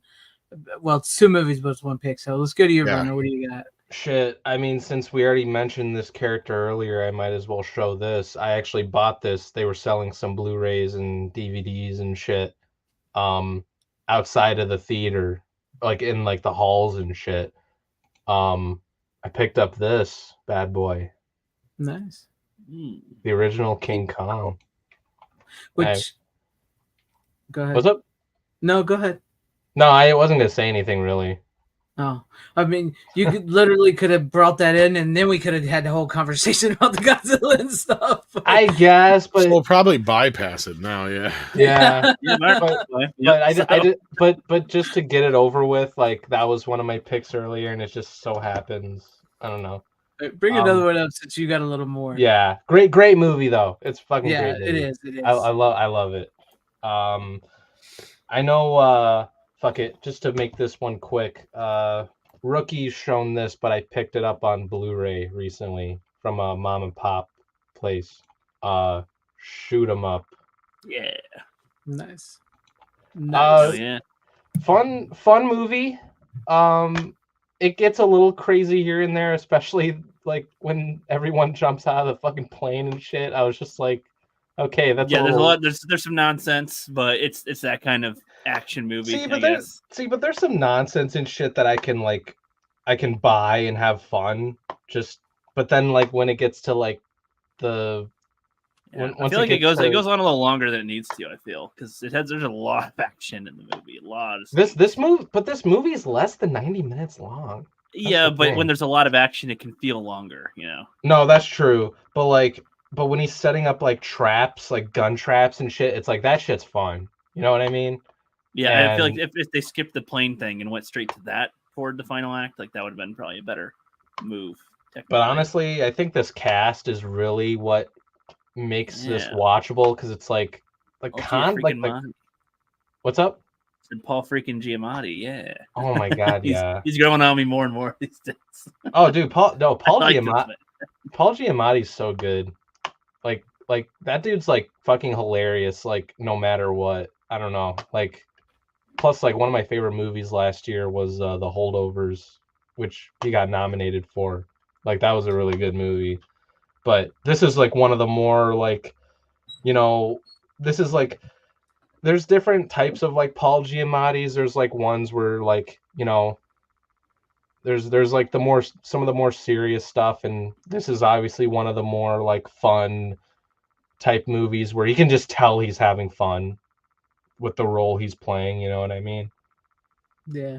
And I still haven't seen this one, so yeah, Again, I think it's your flavor, but I don't know what aspects you might love more or hate more. yeah, There's that's a lot of scenes that I think feel- you like anyway. I feel like Greg might be kind of mixed on it. I I don't feel like if you know. looked up the scenes on YouTube, some of the fight scenes, those are the parts you like the most. And Monica Bellucci's great in it too. She's fantastic in it. Yeah, she's But fine. but yeah, like Paul Giamatti's lines though, like are just so good and it works so well for just him as an actor. Like you know that whole scene where Clive Owen shows up and he's like, "Hey, what's up, Doc?" And he's like, "You're a squaggly little wabbit, aren't you?" Yeah, well, it's like Clive. They have Clive Owen have some weird obsession with carrots. It reminds me of Josiah Rice's film Yeah. Taker's Crown. Yeah, the carrot shit is kind of insane, but it's also a He's like, it's good for your eyesight, and I'm a It's good. marksman. I'm basically a marksman, so it's good for your eyesight. and whatever. eat It's your like, vegetables. it's okay. I Yeah. mean, it's a unique way of telling kids, "Hey, fucking eat your vegetables, eat your carrots." Yes, because the children that go and watch shoot 'em up, it's going to Yeah, be you know they should yes. for that reason alone. No, you guys are nuts. You guys are nuts. This movie's nuts, I've heard the good things about it. I just have bro. never, for some And reason, I've never got to it. and there's a fucking. I mean, this was like during the downfall of New Line. Like this was like one of the last movies they had made before Warner Brothers bought them and shit.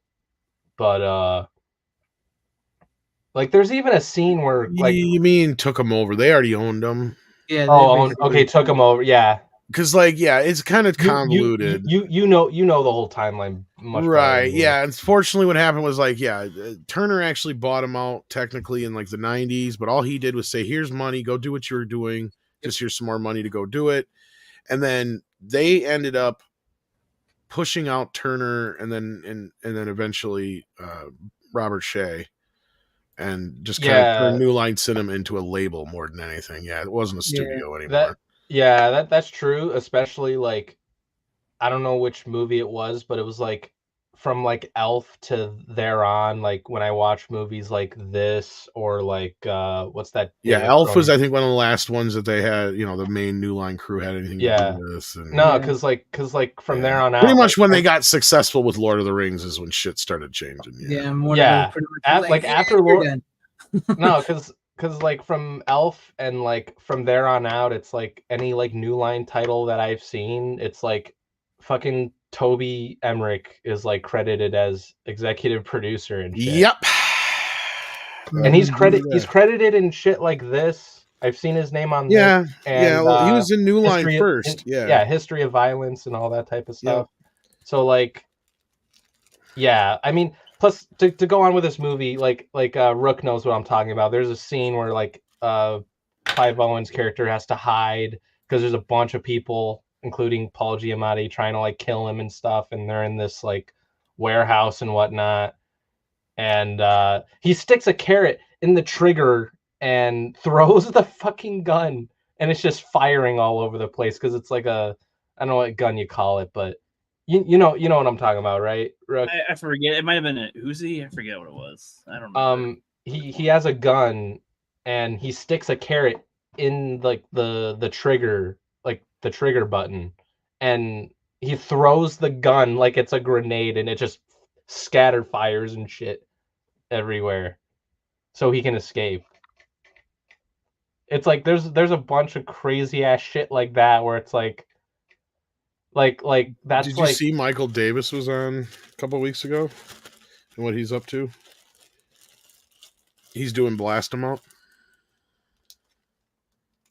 That's supposed to be like a sequel to this or something. Runner just like went blank. I was gonna say I've never heard of it. Readaptation. Michael Davis is the guy who wrote the movie you got in your hand. Oh, he wrote and directed it. Yeah. I was gonna say that name sounds familiar, and it's like, yeah, he wrote and directed it. No, I didn't know that. Yeah, he's Yeah, doing he- an animated feature called Blast 'em Out. Interesting. It's on Midnight's Edge. You should check it out. I didn't know Not that. the animation, the interview.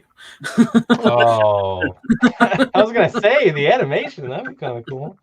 Because they show like a little bit of like some I think animations or whatever like during like the end credits and shit. But have you seen this movie, Tom? It's been a few years, but yeah, like I said, we just talked to Michael. I wanted to watch it again before we got a chance to talk to him, but I didn't get to. Yeah. I still have to say I need to see it. But speaking of this real quick, I did see which one was it? Was it the president for the media that said that TMT was coming to 4K I in saw 2025? that. It's been rumored for a while. I wouldn't be surprised if next year it does get one, just because it is the anniversary. The anniversary. Yeah, anniversary. Yeah, that's right. And it supposedly has had a 4K scan for a couple of years now. So it'd be for at least a 5 or plus year old scan by the time we probably do get it. Because I had heard they had scanned it because they were going to do it for the last anniversary, but COVID happened. Yeah. They were the planned theatrical release that they did do a few Fathom releases of it, but it just didn't happen the way that everybody was expecting it to. So yeah. All right. Anyway, yeah. Yep. So, how many picks you got left, Tom? I have, technically, because I got 2. This is all yeah, I it's got. technically what I have. I I guess. got 2 as well. Okay. So you guys want to do those and then go into Superman and then. Well, Beverly let's Hills? do Superman now. You want to go ahead? All right, let's do it. Okie dokie. So I went ahead and watched both of these Superman 2 versions. The Lester one or whatever was on Max, and the other one I actually have here that I got in a triple pack from Winco. Nice and fun there. All right. So yeah, I watched the bad one first. So the Lester one. My God, it's not like not everything in it was awful, but I was watching it with the definite, huh? That's a good way to describe. I swear, in the first movie, there was a lot of charm, and I could see what they're doing. It made a lot more sense in the first one. A lot of things they're doing, and then this one was like, okay, so I get what you're trying to. She jumps into Niagara Falls. What? Okay, then she just gets saved. She's kind of is okay, I guess. I don't know. There's some scenes in there that are weird. I'm not going to try to go through it as in depth as we did last time with Superman 1. I might talk about both of these films at the same time, I guess. Go ahead. Because basically, Richard Lester, when he was brought in, he added the comedic element to the movie because that's what he did because he was famous for the Three Musketeer movies he made, and they have a very comedic element to it. So he brought in that, like how we were talking about how Richard Donner didn't want the cheesy, campy, comedic stuff. Right. Richard Lester sort of brought some of that into it with when they're blowing at the wind and you see like the KFC stuff and people on roller skates going backwards. Oh God. Yeah. Yeah. So I was like, wow, is this like an SNL sketch? Like, what are we doing here? Like, he brought in all that comedic stuff and guy on a phone and you forgot your mustard. Woo! Yeah, that stuff. So yeah, the Lester one felt like a lot of it was trying to waste my time. Like it just felt like, okay, like not every scene was bad. Like when the bigger Kryptonians like trying to use his laser eyes many times, but it's not working, and they go into the bar. They show the destruction of the town. It's like, I mean, part of me says this is like okay to show, but it's also kind of like pacing is awful. Like you guys are just kind of really just slowly going with your time here, and it's like, it feels like the first film felt longer. Like it felt a lot longer than the Donner one somehow. I guess so. Instead of jumping around, because there's a lot of different things here, I will sort of go play by play, but quicker, and I'm doing them both at the same time. So first one, the Lester one, so I watched that one first. I thought its opening felt kind of like a serial style, I guess. I never watched. Yeah, that wasn't the original. That was not like, the original opening. Which is like, I mean, that's not a bad opening, I guess, but it just kind of felt pointless the way that it opened, I guess, and the fact that because I watched both of them, I might be blanking on if they showed certain things in them or not. You guys just correct me if I was wrong. So in the Lester one, they did not show like how the Phantom, like how they got out of the Phantom Zone. They just in the Lester it did, one, but what it was the bomb from Paris, and he threw that into outer space, and that blew him out of it. Right. Well, because the one in the Donner one showed seemed to show it more specifically that it was. That's because that was the original ending of like part 1 where he was going to throw it and it would release him and he we talked about it. Yeah, well, I was saying, I like it being where Superman frees them instead of them just kind of coming out. That's well, sort of it's the same exact thing. The only difference is how it starts, right? Like that's the thing is it seems so different, but it's not. It's the same exact premise. The difference is how late in the film that happens. Because like the end of the first film was initially supposed to end with that bit that's at the beginning of the Donner cut. That was supposed to be the alternate side, or the movie was supposed to start that way, showing us what happened. Like we probably wouldn't have. It was either supposed to end with the villains going freedom, heading towards Earth, or that was supposed to be the like for a cliffhanger for the cliffhanger. They weren't quite sure how they were going to do it yet. But then when everything kind of fell apart, they're just like, "Fuck it, we're going to do this version." And so and then when Lester came in, for him to get credit, he had to reshoot at least 50% of the movie. Mm-hmm. So he redid the entire beginning, redid a bunch of the Niagara Falls shit. He did not have Gene Hackman or Marlon Brando to shoot with.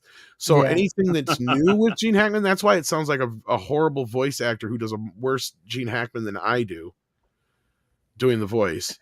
No, your Gene Hackman's pretty good. That's what I'm saying. He's worse than mine. Like you can tell it's a voiceover artist just going, Mr. Smugger! Like it's really bad. There's some scenes where I was like, it's just a guy from behind in a wig going, Mr. Smugger, waving his hands. Thank goodness, man. I was like, are they trying to make Lex really sound No, stupid they did all such the a time? horrible job with that because they didn't have Gene Hackman come back. Yeah, they could be back. And Brando's like, if you're going to use my shit, I want more money. And they're like, well, nope, we're not giving you any more money. So they had and that's why he come back instead. That's why his mom is in the second movie. Man, all right. Wait, we'll compare those in a sec. So, the intros. I think I like as far as just a sequel, a movie. I like the Donner intro better, but the serial one's not bad. It's just not. I feel like the Donner one's better. It is overall. I mean, I wish they had done a different ending. I wish they used the TV ending. Yeah, because the TV ending basically shows Lois and Superman standing outside of the Fortress of Solitude, and you actually see the Zod and his crew. Yeah, the police taking out Zod and Lex and all that stuff, arresting them, them. So they didn't die.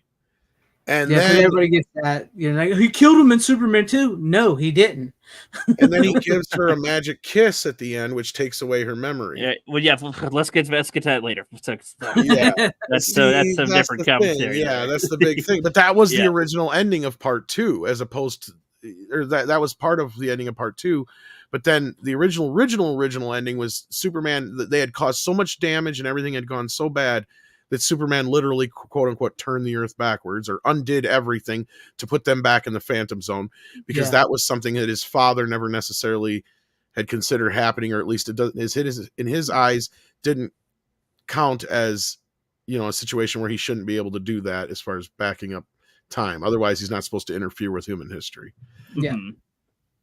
But so with the Lester one, this feels like it wastes my time now that I watched both of them. It's like the Lester one, after it shows the stuff with Zod and does the intro, and it goes to Metropolis and shows Clark and them. Like it shows, he's still kind of being friend zone. People still kind of ignore him. He's a little nerd around the office, but there's nothing that really comes up with that compared to in the Richard cut or in the Donner cut. Like it shows a lot of things right away that is much more substantive, informative, to the point. It's a good opening type of scene for a movie, where they acknowledge Lex Luthor. They're a paper company. They talk about the stuff. He was just arrested, trying to kill a bunch of people. That's a good. You'd have that in your paper. Cool. You got Jimmy there. You got Lois there. She actually compliments Jimmy, which seems almost out of character because she's a bitch sometimes, but that's another thing at the end of the first movie that makes no sense. If he's going back in time, Lex didn't do anything. Yeah. Right. Yeah, true. Right. They wouldn't know all these events that Superman did. Yeah, exactly. He hadn't done anything. So how the hell, what would he go to prison for? Good point. Well, they were in the first movie. They were tracking to find him. The FBI were tracking to find him. That's true. But that being said, it's like him being in jail as a part of the plot for this film. Exactly. But that's what leaves the problem. And that's why at the beginning of the Donner version, they have that new beginning which / ending of the film where he doesn't turn back Earth or whatever, but they should have recut the entire ending the way it should have been. Like this needed a complete overhaul. And the part of the problem was is Donner supposedly didn't want he wanted it done for the fans, but he never watched Lester's version of the film. Yeah, he never would either. And the story goes that he didn't even really play much of a hands-on role in this edit of the film either, his edit. Even though it has his name on it, it just has his name on it because he signed off on it. But rumor has it that he never even watched it in its entirety, because whenever they were working on scenes that Lester had to shoot, that they had to fill in, he would leave. Yeah, he wouldn't want to watch any of the Lester stuff. And I feel like if he was a little bit more hands-on, he would have noticed how the ending didn't make any sense, and he probably would have fixed it, because he toyed around, and he says it in the commentary, I think, on that for the second film, where he says it in one of the other things, where he toyed around with just using the TV ending, which is basically them getting arrested and taken away, and then the super kiss. Yeah.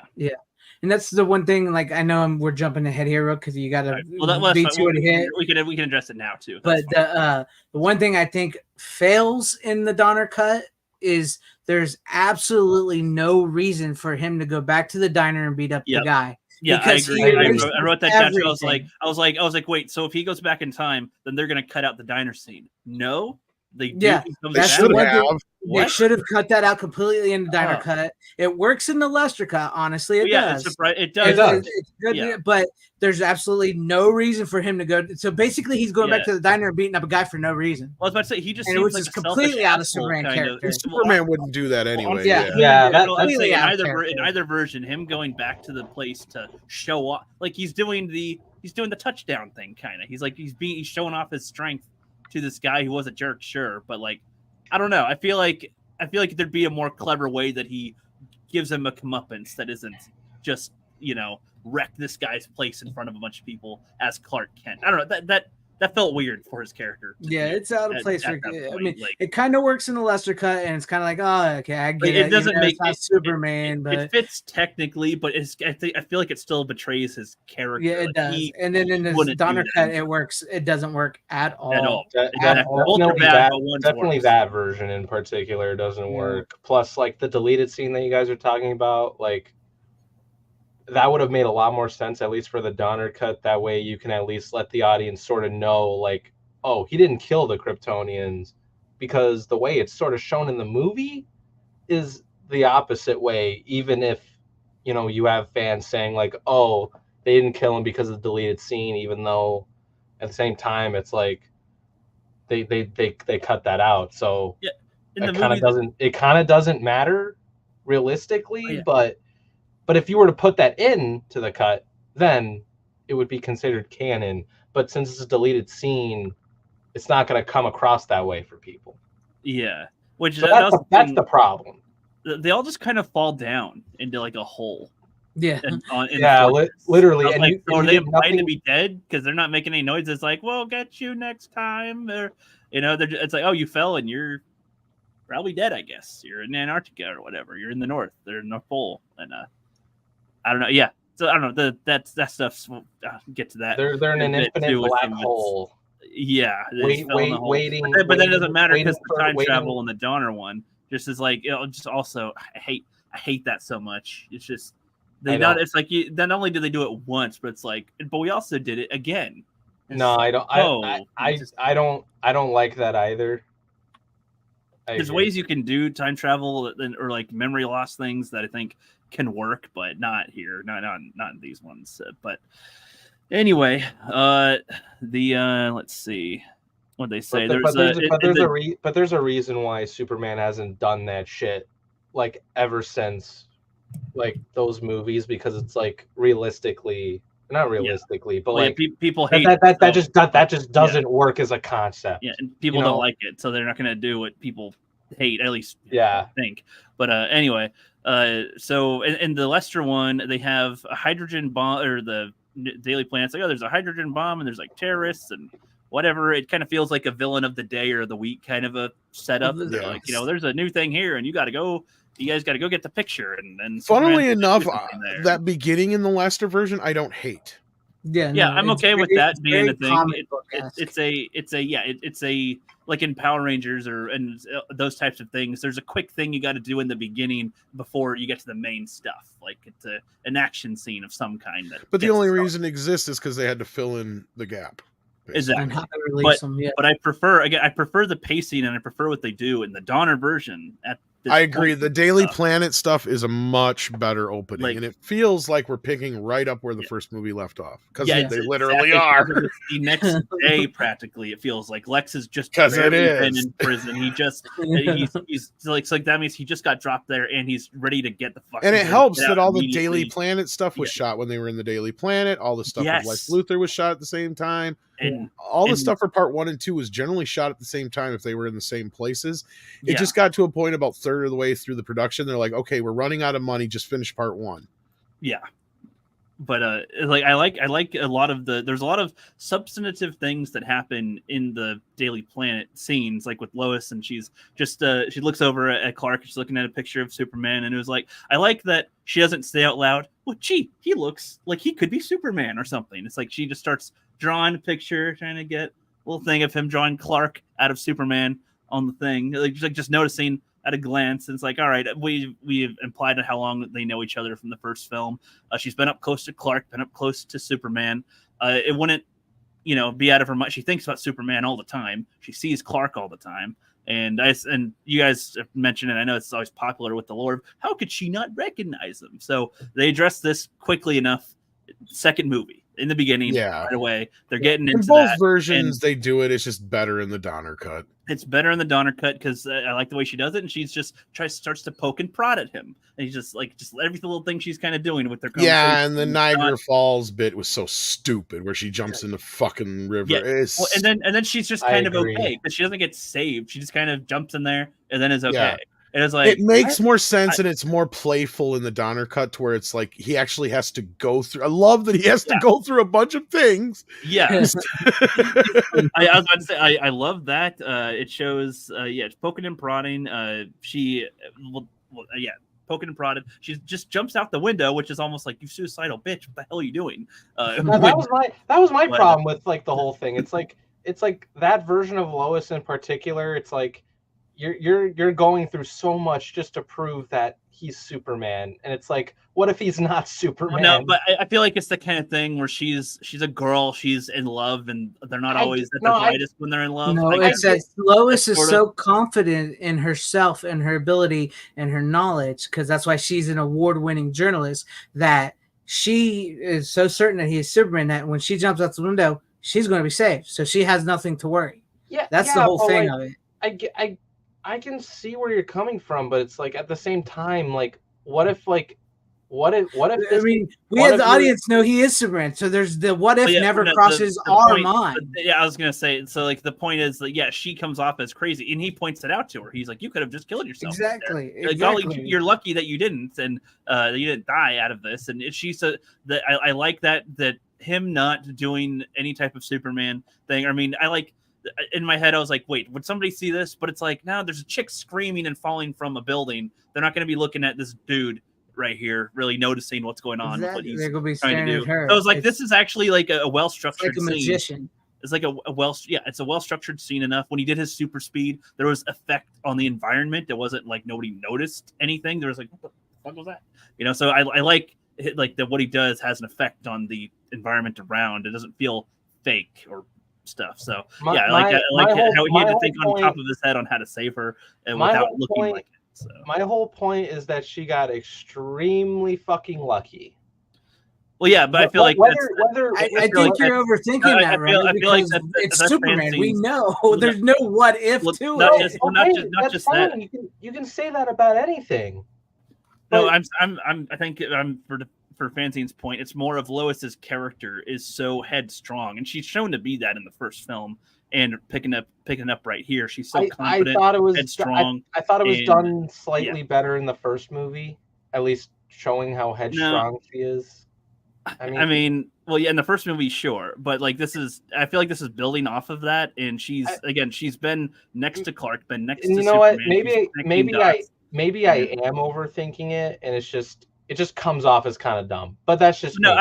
I think it's he says it's dumb too. They're acknowledge. That's what I like, is Like, that they yeah, acknowledge it even was Clark dumb. is like, that was stupid. They acknowledge it was dumb. If they said, well, that was fine, like I'd be like, that would bug me more. But they acknowledge that was dumb. She admits that was I don't dumb. know. Like, oh my As God, an was, audience member, I was just kind of like, "What Yeah. the fuck's wrong with you?" And then, to your point, when Superman says that, it's like, yes, Well, like hold on, no, so runner, so hold on, great. Somebody actually said no. it. I mean, in the first film, the first scenes with her, or at least we talked about this one a lot in the last stream, was like when they're held up at gunpoint and she tries to attack the guy, and that would have gotten them both killed if he wasn't Superman.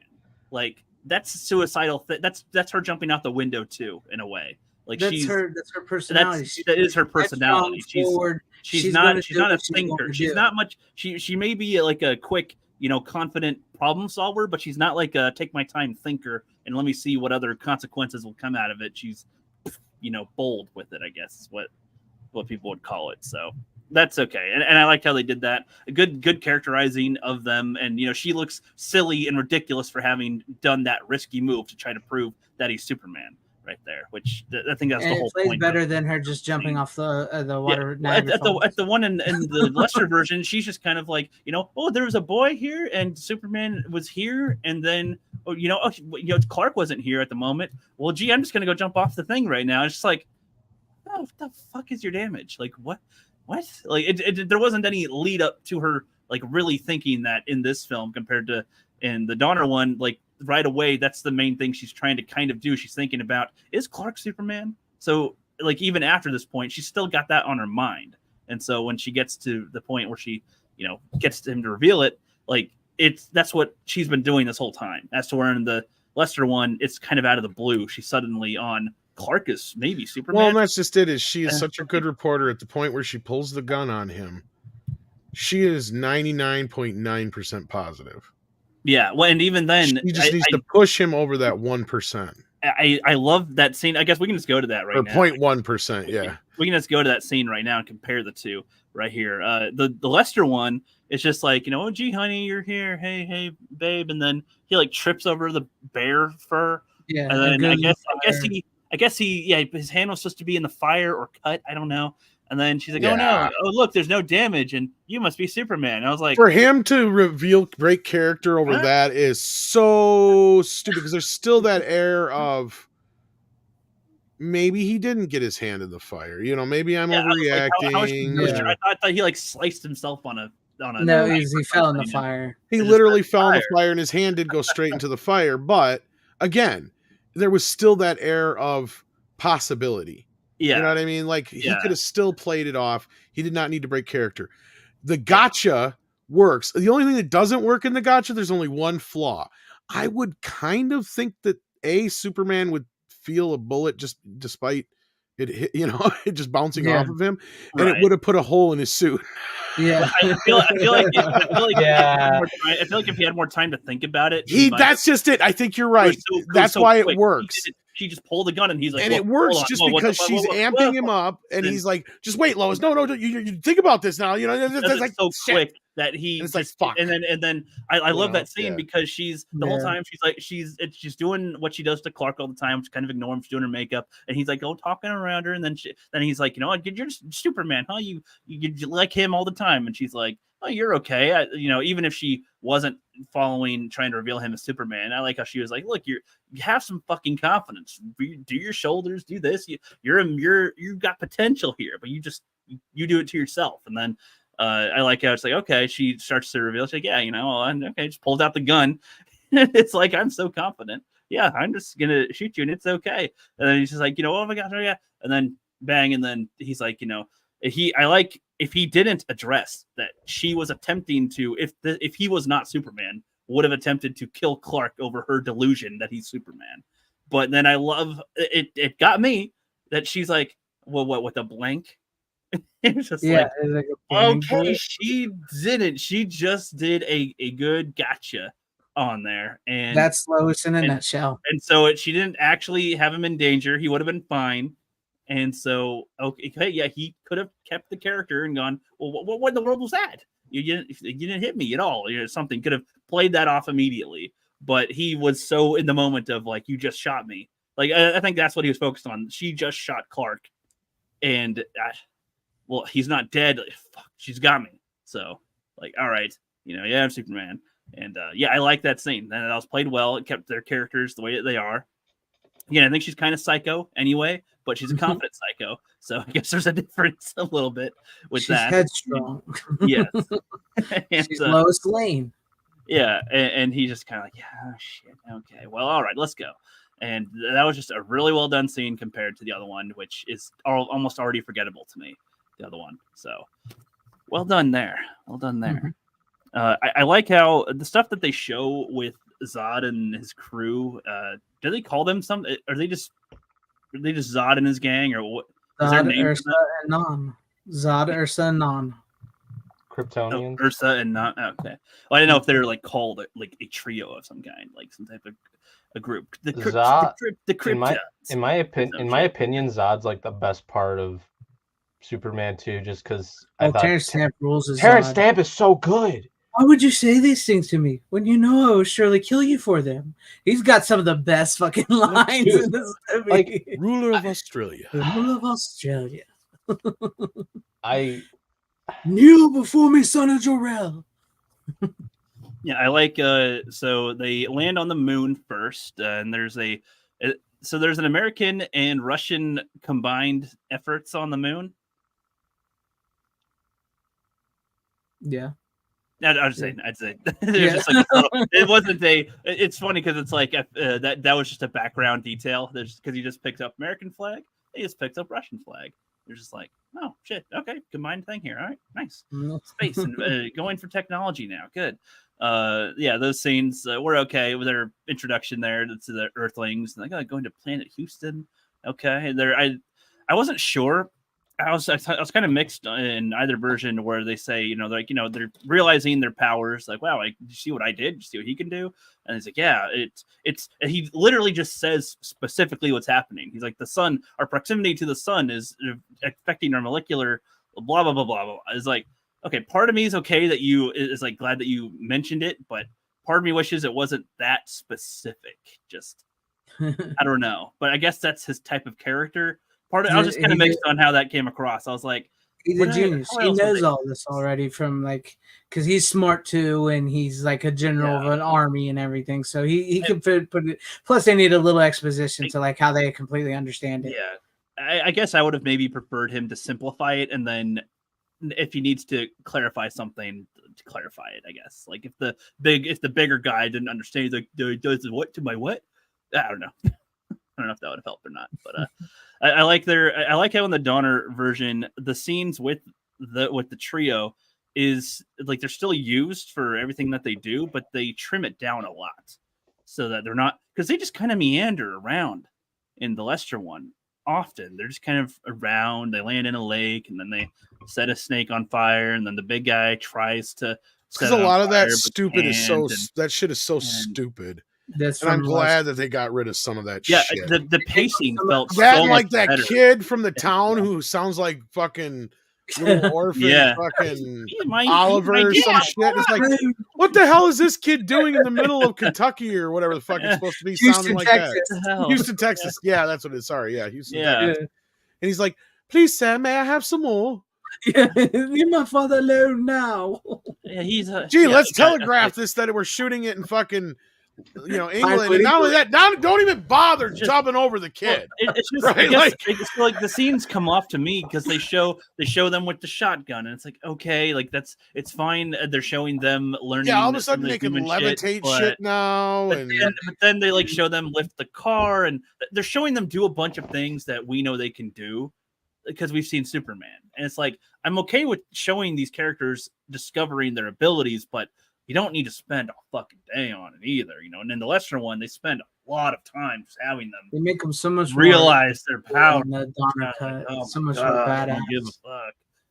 Yeah. So like I like in the Donner one, they cut back and forth between after Lois discovers he's Superman, and they're doing their things, going to their places, and they cut back and forth between them and Zod. So there's like a few minutes. There's like a minute or two each, and that was a much better pace, I feel, at that point in the movie than in the Lester one, where I really felt like the Lester one feels like it's like a half an hour longer. Like it feels so much longer because how boring it is by comparison, the pacing. Let's see here. I forget at what point Lex breaks out exactly. That was an okay scene, I guess. He makes a hologram. They don't go into how that happens really, but he does makes a hologram thing. Is able to. The That's like, I crystal, don't know how he long he's discovers that the crystal is a computer board, and that if you put this crystal in here, you can talk to the computer because that's how he figures it out. Well, I'm They saying go- when they he's in prison- explain it completely. when he's in prison. Oh, you When mean he's the in prison. hologram in prison? Oh, I thought you meant when he got to the. Oh no, yeah, I'm saying when he's. I was trying to mention our first scene with him, like when Because he's Lex in prison. Luthor. He's a genius. He figured it out how to make it. Yeah, but yeah, I feel like I'm not going to spend too much time on the scene. It was like okay, I guess, but it wasn't anything that spectacular either. And then my point is he was only in jail for like how long? Like a couple of days, because this is right after the last movie. And then he got in touch with Tessmacher and got this box made up, and I don't know, that all felt like. The black box. Maybe it has to do with the time travel in the last film where they don't know, but they got to get him out of here. Okay, they got to get him the fuck out. So it doesn't matter how, he's getting out. Okay, and gets out. I like that they left Otis there. I give a fuck about him. Honestly, I feel like he was a little funny in the first film, but I don't want him. I don't want him to tag around. I don't want him to be tagging around as like a comedic relief. No, just get away with that. Otis is fun though. Yeah, I like the actor a lot. Yeah, but I'm just saying they were smart enough. Donner was smart enough in the second film to know that you've got 3 new bad guys coming in here. It'd just be another character, and you don't need Otis at Luther that would point. be repeating himself. Like we don't need more of that. Is my point. Like I'm okay with we get the point of why Luther kind of shits on Otis and all that. You know, we get that. I agree. Yeah, and I mean, I like how it was funny. He's so fat that he, bring down the balloon. So it made sense. That made the most sense in their escape. Like, why? And, okay, he can't come with us. Fuck that. Slow us down. The guy who plays Otis voiced Lotso in Toy Story 3, by the way. Right. Yeah, and I know he's done some stuff before. Yeah. So he's and he was also in Shooter, the Mark Wahlberg movie. Yeah. Yeah. He also squealed like a pig. That's Deliverance, right? Yeah. I've actually never seen it, but I love the fact that you mentioned like new movies that he's been. This guy, I know, he's been around in older things. I know he's been on other stuff, but those are like some of the stuff I've seen him in. Yeah. I liked Lex going to the fortress, mostly just like as a place that's where I don't know how do you hear that that's where he's from? Just reports that he goes north. I don't know. That was one detail that seemed to go quick. Is when they're in jail and they're talking and they're like, "Yeah, he's going north." I didn't know before, but now I know, and he's going north. And it's like, well, he said he built like a radio wave or some type of wave. He's checking his flight patterns, and he always seems to fly north. Okay, so he got his flight patterns down specifically. Okay, that makes a little more sense. So he goes there. I like in the Donner one that's the father that is there talking, especially since it connects more to his dad anyway. And it's because they made a deal with they finally made a deal with what's his name, his estate, his family estate, to use that footage of him in Superman Returns, and so they also got it to use it in. Well, actually, that's what got this movie made, because when they went to dig out the footage for Superman Returns, that's when they found all the Donner footage. Yeah, that's when they found it. Because that was the thing. For years, like the studio had thought about doing it, but they didn't know they had all the footage left. They had just assumed it was gone because they didn't save all that shit back then. And between the cell kinds and everything, I guess they didn't have the best cataloging procedures back then. So as they were digging out some of the extra outtakes and stuff from Brando to use, they realized, wait a minute, this is all the footage from Donner's version of Superman that we thought was lost. Because I mean, they did dig it out for the TV cut. There was a bunch of stuff, not all of it, but a bunch of stuff in the TV version, because much like the first film, they did a 2-night event TV which was actually the first Superman thing I ever saw as a little kid of Superman 2. So they added a bunch of stuff back into the movie from the Donner version to pad it out to 3 hours, including the added on the bit at the ending and stuff like that and all that stuff. So yeah. So like a lot of people had seen some of this footage over the years, and there had been fan cuts of the quote unquote Donner cut. But the main bits we didn't have was all the stuff in the beginning. Like all the stuff at the Daily Planet, all that stuff was the first time anybody had seen any of that was in the Donner cut. So they had discovered all that stuff and the extra stuff with Brando and some of that stuff. Yeah. Yeah, I like them using the father because the father had more of a, he's the executioner of them. He's the heir. He's the one who educates him. So it's like, I like it being the father instead of the mother with the stuff. Yeah, and they can finally use that footage now. And he asks his dad for advice. So it keeps it all more neatly in a bow for me. So I like that in the Donner one compared to the Lester one. I also like, what's funny, you said that the Donner one cuts out the comedy, but it had a better comedy bit at the Fortress than it did in the Lester one, where Tessmacher's trying to use the bathroom. And it's like, this place is crazy and whatever. And then when he says something, and then the toilet flushes. And it's like, what? Like the timing of the toilet flush was good. That's a different type of comedy. That's a different type of comedy than the Lester. The Lester comedy is like the slap. It's not that Donner didn't want comedy. It's that he didn't want the slapstick. Yeah, like because he had the mommy Superman saved my cat from the tree. Yeah, and then the woman smacks, I like trees. That funny. So does your average cocker spaniel. Yeah, I like some of the jokes they had for the Donner one in here with that. So it's pretty good. Yeah, there's room for comedy. It's just kill me. Why? I'm Lex Luthor. I'm the guy that set you right. I got connections. Yep. I'm the guy with what? Superman's address. Yes. Yeah. I love they skip with the Zod stuff. They skip them fiddling around in the town in the Donner one. They just go straight to there's 3 people that have arrived and have been crazy, and it's like, thank you. You know what? I didn't need to see all that shit. Like it's okay that you filmed it, but like it just wasn't necessary at all. Like we get the president. Nobody who leads so many. Yeah, I like that. I like that scene too, where it's like, when the guy kneeled immediately, I was like, what a bitch! They made the president a little cock. And then he's like, no president would do this, or no leader of people would do that. And he's like, that's right, I am. And I was like, whew, okay, they didn't make the president a little bitch. Like, well, if it'll save lives. Starting with your own. So that was a good bait and switch or fake out or whatever that I fell for. I was like, you can't make the president that much of a wuss. Like, I was the day before that, and the day before that. Bored. He's just bored. I'm the ruler now. When he brings Lois to the fortress and he ends up asking his dad for help, he asks for his mom for help in the Lester one, doesn't he, or whatever? Like, I love her. I don't remember what the hell the mom said. The other biggest difference between the two versions. Okay, because she says the same exact thing that her father says, just in a different way. Mm-hmm. But in the Lester version, he gives up his powers before they sleep together. Right. Because in the Donner version, the whole point of him giving up his powers has nothing to do with sex.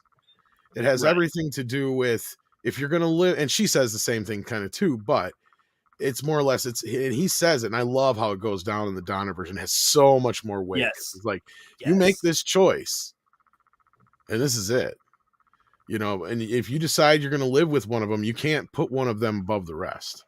Yes, the whole conversation where he's like, are you going to betray the hospitality that this planet and people have shown you and whatnot? You've got these powers they don't have, and you're just gonna fuck off with that for one person for your own needs and desires. And the Superman's counter is fair, I wish there was more. Like, if technically I wish that we could have seen more of him saving people, that or knowing the amount of time he's been saving people to know how long he's been doing it for, I guess. But he's like hey, well, I've got needs. How long will there be a day where I've done enough?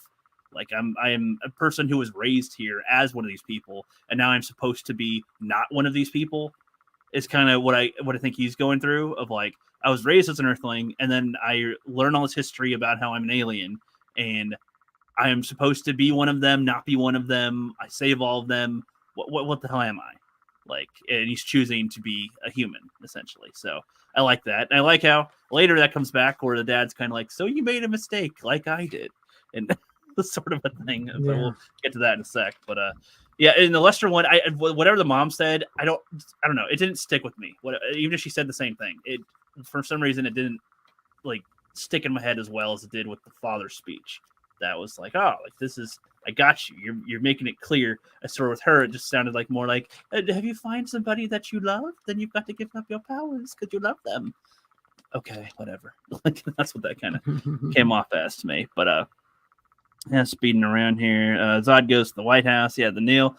Glad that wasn't the fucking president because that was kind of lame otherwise. What happens here? So I wrote two different notes down here. The bar fight, the diner thing or whatever, the restaurant. So that scene. So that was probably written to show him being vulnerable as a human for the first time, right? Yeah. That was like the main point with that. And that I feel like this is a point with his character, especially in the Donner one. They show that better, where he, now that without the Superman aspect, he is Clark. Like he's trying to grow as Clark in a way. Like he the normal clumsy guy, he's actually going to stand up for his girl that he likes, and fails entirely.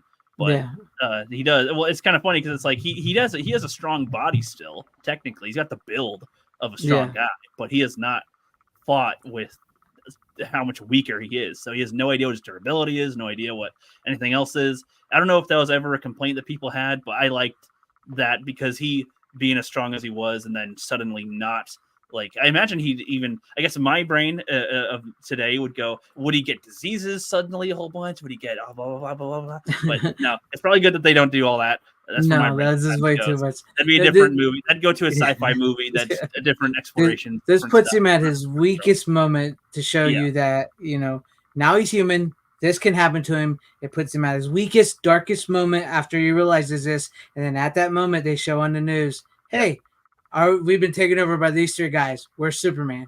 So that just like puts another wrench into him. I feel like also this whole time, Zod and them have been on Earth, and he hasn't known that they are. And that's because he's been spending time with Lois. And it's like the one time he's putting like himself and his interest with somebody ahead of everything else, the whole world got taken over, essentially. So like I like that type of realization for him. Like, fucking kidding me? Like it's kind of a joke, I guess, where at the end she's typing, Superman's day off. And it's like, well, yeah, on his day off, the whole world got taken over by aliens. So great. I feel like he realizes that he has to trek back to the fortress, which is not as easy when you can't just fly there. And I like in the Donner one, there's more emotion. So in the Lester one, I could have just spaced out because I was bored. So he goes in the Lester one. Let's start with that one. He goes there. He's like, Daddy. And nobody answers because the thing exploded after he got his powers zapped away. And then he's like, picks up a crystal. And then it cuts. And then next time we see him, he's Superman. Right? In the Lester one? Pretty much. What do they think we were supposed to have taken from that? Without knowing, because we know in the Donner one what happens, but the Lester one, it was just like he just kind of comes home and then picks up a crystal, just and like then the glowing next crystal. time we see him, once you see the glowing crystal and he picks it up, and you just seem like, oh, so his like sort of like his prayers was answered and he got it, and his powers come back. I don't know. It's just like, here's the antidote. And it's just like, I don't like that at all. And then it's I because like the footage with the Brando had to be cut out there, so that's. Yeah. But I feel like they could have improvised something else maybe to do. But regardless, I'm glad in the Donner one, they show him there. They show him upset. They show him still, all beaten from the fight. I like seeing like a fatigued Superman or like a beaten up Superman a little, because it shows that he's taking damage, even though he's not super at the time, but still. And then, his conversation with his father, I like that. It's just like, the dad is messed up too. The whole planet's gone. All these things, and the way that it's like phrased is like, it wasn't just I said it was forever, but it's not really. It was more of it was a commitment choice. He's like, you made your choice willingly and all this, and you're young, it's your first time. We're not there to guide you entirely, but we can get you your ship back. But like, did they say specifically that they're they won't be able to help him at all anymore. He won't have access to his history anymore or something. He tells him that So once it's he like gets it back. it's Yeah. a trade-off of like, yeah, he'll get his powers Well, back, we but won't be if you'll get your powers back, but we're disconnected. You will no longer be able to talk to me. Because he's using the last bit of the power to give it back to him, basically. Which it was kind of a nuclear option kind of thing. He'll be fully on his own more than ever. And so I like that. It's a hero giving up something. Now do you understand what the Fortress of Solitude is all about? It's his last connection to his home world. And that's what his dad is telling him. Is like, once you cut this off, that's it. You can't ask me any more questions. You'll never be able to learn anything more new about your home world. You won't have anybody to talk to about Krypton or anything like that. It's all done after this. It's basically the Fortress is over with. In this film, that this hits more to home for the character. Yes, and I like that. And then he gets it back, but it's not just, I got it back, loop-de-dotty-doo. It's sacrificing all this connection so that he can save the world. And then he's gonna try to be with Lois ish, but it's not gonna be the same with it. Anyway, he goes back and they fight. I don't have much to say about the fight scene. I just think the Donner version is cut better because they cut out more needless shots, garbage, and scenes and stuff that doesn't need to be there. It's already a long fight scene.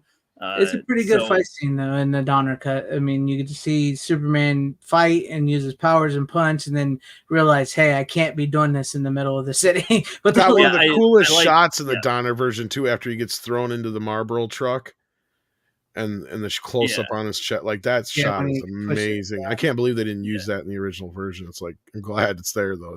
It's really cool shot. Yeah. The people, I think it's kind of funny how quickly they just assume he's dead. Like, oh, he's dead now. It's just okay. But then I like how they kind of you get your Spider-Man moment. Yeah. They Spider-Man, I know that this came first, but I saw Spider-Man first. Well, that's where actually Raimi took inspiration from that. From Superman. Yeah, but it's just, but then they just blow them away, and it's like, okay. And then he runs off, like, oh, he's a coward. Like, oh, Superman, what you doing, bro? What you doing? And then they go find him because Lex knows where he is, and like, okay, and bring Lois along. I finally got to see the reference of the Family Guy skit or the joke. He's like, I wanted to talk to you about what? And Superman 2, how come he threw that S at the bad guys? Just what'd that do? I stopped you, didn't it? It mildly inconvenienced me. Then it worked, right? Yeah, I'll say. Like, just what the fuck? What were they thinking with the S? Was there is that in the comics? Is that a no? thing? That's not in the comics. Like, who would think something Lester and them came up with on that day? They just made that was kind of bullshit. What if you could throw his S, and then what does it do to him? It just kind of like makes him stop for a sec, and then disappears. And he doesn't use it again. Yeah, no, they don't. Have a good night, Steven. Deleted scenes. We'll see you next week. Have a good night, man. We're almost done with the Superman 2 one. I'm cutting down a lot of what I was going to say, so that's good. But yeah, the Donner one is a lot shorter. They barely have much of a confrontation there at all. They pretty much go straight to the, we've got Lois, Lex is here. You care about people. We're, you submit to us, and it's like, okay. I like the double. Actually cares for these people. Yes. Like pets, I suppose. I like the that he tells Lex that try to get him into the thing, and then Lex immediately is like, "Don't listen to him. He's trying to trick you guys." And then I like that Clark suspected that he would do that, and did a reverse trick. I knew you'd betray me, so there you go. And it's like, oh shit! So for the one time he outsmarted the smart guy. All right, nice. He's there's some growth here, learning from stuff. This guy's a trickster, and he's just been palling up to these stronger guys as much as he can. He doesn't like Superman, and so just good. Good thing for Clark to learn.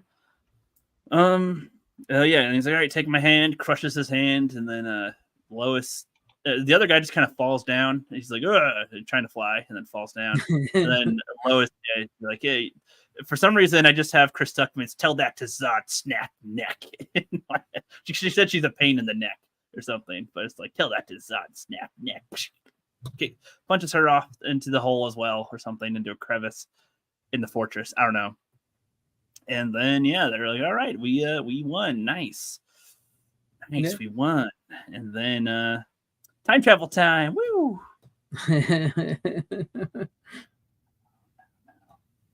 Well, do I have anything else on there with that? He destroys. Wait. So he destroyed the fortress before he went back in time, right? I think And he's the Donner Yeah, version, none of he that destroyed- shit all makes any fucking sense. yeah, at it's just that all point. weird. It's all stupid. And then it's like because that had some meaning to me for the story. Like he destroys his home, he destroys Yeah. the whole thing, and also implies he kills Zod and them, I guess. But and then and then he just reverses it anyway. I couldn't believe that. I know that you guys said it to me last week, but I put that out of my head watching the movie, so I wasn't thinking about that at all. And Oh. then he just seriously like he's doing the toothpaste, and then I'm like, wait a second, no. They stopped it and they reversed. I was like, I seriously, it was like, no, I was gonna give this movie like a seal of like, yes, really good movie. And then it's like time travel poop at the end, reverse all this shit. Yeah, I know. What Happened. the hell? What did he solve by doing that? They just didn't Phantom Zone, they just didn't arrive on Earth now? Like what? Yeah, they stopped basically from them coming and ever happening. That's so lame. Like I just don't know how else to say it. It's just really lame. I will. Go ahead. Go ahead. No, I guess it was- my quick thing too was so the Lester one was also really retarded, where he just kisses her and specifically wipes out her memories to where she doesn't know that Clark is Superman. Yeah, Don't know where in the effing fuck that comes from. it's As well. it's a quick fix. Like, why have that? Why did it need to end on her not? And in either version, why did it need to end where everything's back to normal or where she doesn't know Clark is Superman? Why? It's just the way it works. That's why they had it back in the day. Because back in the day, it wasn't like where now, like it's okay for Lois to know that he's Superman, like in the comics and everything, and even in the movies. Back then, it was like a simple status quo. Lois was not supposed to know Clark was Superman because it helps with the story. But nowadays, it's people have like. Well, accepted it. I guess my thing is if you're gonna do it at all, commit to it and don't backpedal with like this. That's my main thing. Or kill her then if she's not. You know, I don't know. You don't reverse it though because you undo everything you did well by doing this. Yeah.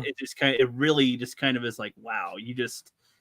But It's hard to say the movie ends well. It doesn't at all. If I were in the theater, I'd be throwing my popcorn. What the fuck was that? At the end, it's also like you mentioned earlier. He learned that he cannot give up everything just for this one person. Because if she would have kept knowing that he was Superman and he was Clark and they loved each other, but they couldn't be together, it would cause so much more problems. So that's where they kind of get that from.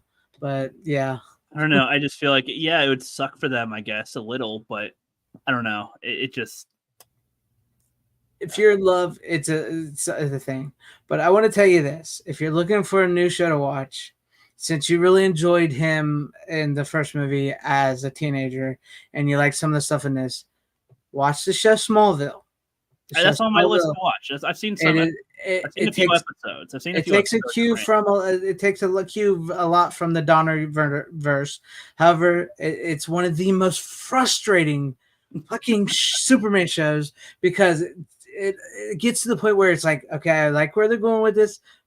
Don't do that. No, don't. It gets very frustrating at points. And they drag out his ascension to Superman for way too long. Yeah, I assume it does like an Arrowverse problem where they just have things. Basically, the show gets really bad after like season 4, 5, 6, somewhere in there. It sounds starts like really trailing off. Smallville sounds like it'd be a good like 3-season show where he's like in 4 or high 5 school seasons maybe. tops, but yeah. Like I guess the problem is you keep running into the old. problem of he's Superman, but he's not Superman. Yeah, right. And they Like, stretched that's it the to problem 10 the show seasons. runs into. Yeah, And they had a rule: no flights, no capes, no flights, no tights. That's what it was. So, but I guess my final conclusion on the Superman 2 stuff is the Lester one just felt like a waste of my time. Like it was so many scenes were just not like they felt so unnecessary. They didn't really build off of each other. Things didn't really lead anywhere with a lot of what they did. The only times there were like arcs of things you could say is the guy who couldn't laser things to when he could laser things. Like I don't know, she Lois in it too. The scenes just are just not as good in the Lester one. Most of them. Some of them I know are the same scenes. Some of them, like with the Lex Luthor stuff, a lot of that stuff. But man, it was just like, oh wow, I don't know. This one just felt like to follow up Superman with the Lester one, and then I can understand how Donner is like, this is the one you watch, guys. Okay, this one, this one.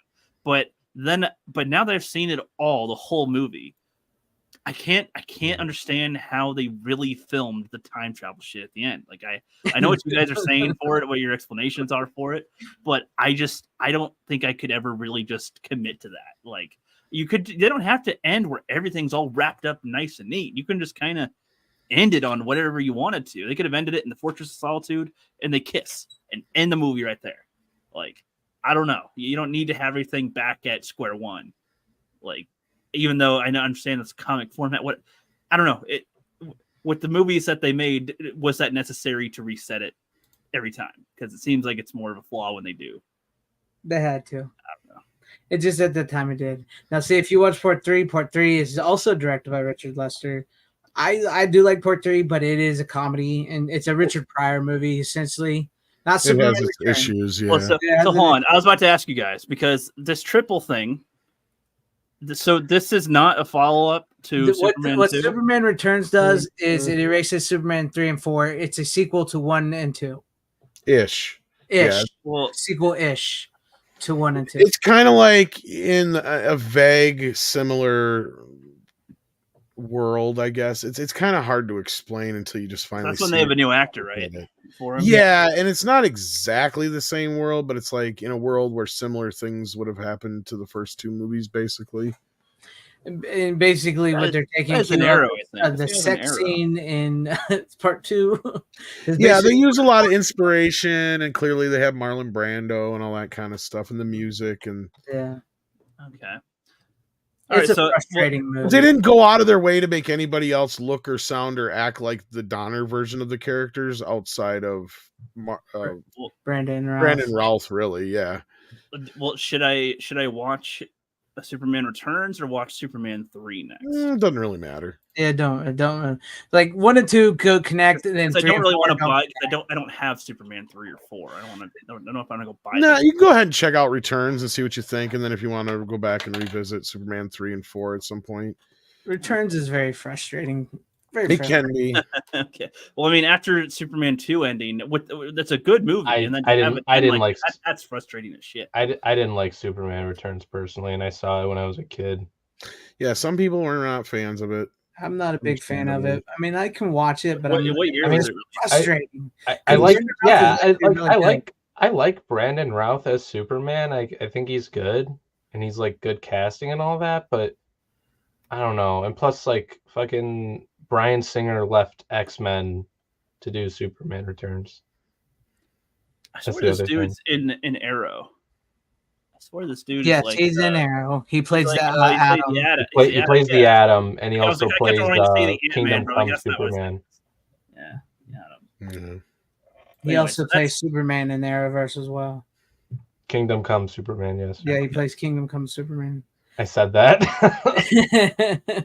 But anyways, let's go ahead, because you've already got this to 2 hours or something. And me and Tom, I know we're going to have a big conversation. I fucking called it. This stream was gonna end up so long just because of Superman 2. This was a lot shorter than the last one. So as far as the Superman discussion, yes, that's true. So where do you go next? And there's a lot more we can get into, but yeah, there's a lot. I could talk Superman a lot, but at least I think you're and I next pick, because we've talked about this movie before, so mostly we just kind of talk about this as more of a review of the Blu-ray itself than anything. So yeah, just go ahead and pop up your screen. So we both were lucky enough to get slightly early. Ghoulies 2 in 4K. So yeah, it looks pretty good. I thought it looked really damn well. It sounds I noticed good. a little bit of stuff here and there, but otherwise it was pretty darn good. If anything, the funny thing is the unrated cut looks better than the theatrical cut, because they actually have the negative shots for the unrated scenes. But I wonder if that was what was the holdup, was they didn't have the negative for the replacement scenes.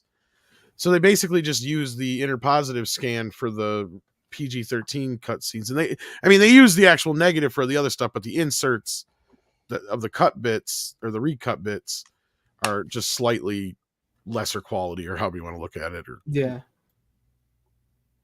But it's slightly less quality. You're true. It's true. But I mean, I was surprised when I was watching. who the fuck's gonna watch the PG-13 version anyway? So Exactly. I mean, that's the one you're buying it for the unrated, your R-rated, unrated, whatever you want to call it, 4K cut of the film. It's good old. And you know what? I was noticing this time around. This one, I know it's an Empire Pictures, but this one really feels like a Full Moon movie. yeah, it's fun. It's a lot of fucking fun. It is. It's one of those very rare fun. films where the sequel is better than the first one. You don't have to have seen the first one at all. Nope. And it's just a lot of fun. Yeah, it's just like once you like sort of they sort of jump right onto it. It's just traveling like carnival type thing. There's these guys, the priests running through the woods being chased by Satanists, because essentially that's all you really know from the first one is like the Satanists brought the Ghoulies into the world. There's no real connection to it. There's no real connection. Yeah, it's just some random priest. Yeah, Just running through the woods. Just Like he had running through the nothing to woods. do with the first movie or anything. and you got a bag of Ghoulies. And one of the Ghoulies who wasn't even in the first film, so we don't even know. They're clearly Yeah. not the same Ghoulies. So they're not the same ones. Yeah. And then they get onto this truck, onto this like a haunted house carnival Dr. Satan thing or whatever. Not Dr. Satan. What was it? I can't. Something Satan. But anyways, they get into that. They go there, and as Satan's people Den. come in, yeah. There you go. And as people come in, basically, they just start killing them. And that's the movie. And you got to figure out how to stop them. And then you even get a giant got Royal bully. Dano in it. Yeah, Royal Dano. Which I was telling you, I was like, I forgot how many horror movies from the 80s Royal Dano was in. He's in Killer Clowns. He's in House 2. He's in Ghoulies 2. He's in Space Invaders. Yeah, Space Invaders. Yes, it's great. It's a fun movie. And this one is directed by Albert Band, brother of Charles Band. Was it brother? I thought it was his father. Okay, maybe it is his brother. Albert Band's his brother. Yeah. Okay, yeah. You're probably right. Yeah. And Charles Band is the executive producer, which he's kicking himself over these movies because he has no control over these two. Yeah. Well, he sold them to get Full Moon, basically. Yeah. Yeah. But no, it's great. I know some people were a little with the price, but if you on Orbit, I got it for like $35. I'm more mad that they released it on Blu-ray last year. I wish they had just waited, because like I was assuming it was going to be a while. So I got the Blu-ray last year. I wish I hadn't wasted my money. Yeah, because it's basically you get it upgraded with everything that's on that now. Yeah. Yeah. You're missing out, Victor. You're missing out. The B horror path it's the great path. It's a great path. Well, we're going to get into the other conversation pretty quick. So yeah, we can recommend it. Look-wise, it looks great. Sound-wise, they only have the 2.0 soundtrack, which I think was the same thing with the Blu-ray release they had before. Mm-hmm.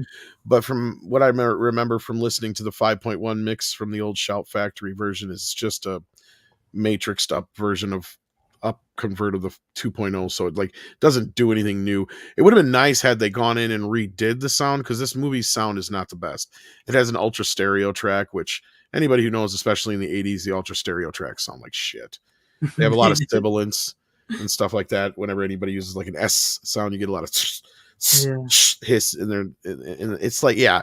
And the soundtrack needed, if they had the access to it, I wish they had. That's the only thing I wish they had done. Otherwise, there's nothing else you can really ask for that you don't have in this release. They've got all the same special features from before. Mm-hmm. You get the extended cut and all that kind of business. So yeah, like, I mean, it's a good, nice little package. And if anything, if you don't want to spend that kind of money on it, just wait for it to go on sale, and it goes right with Ghoulies 1. Mm-hmm.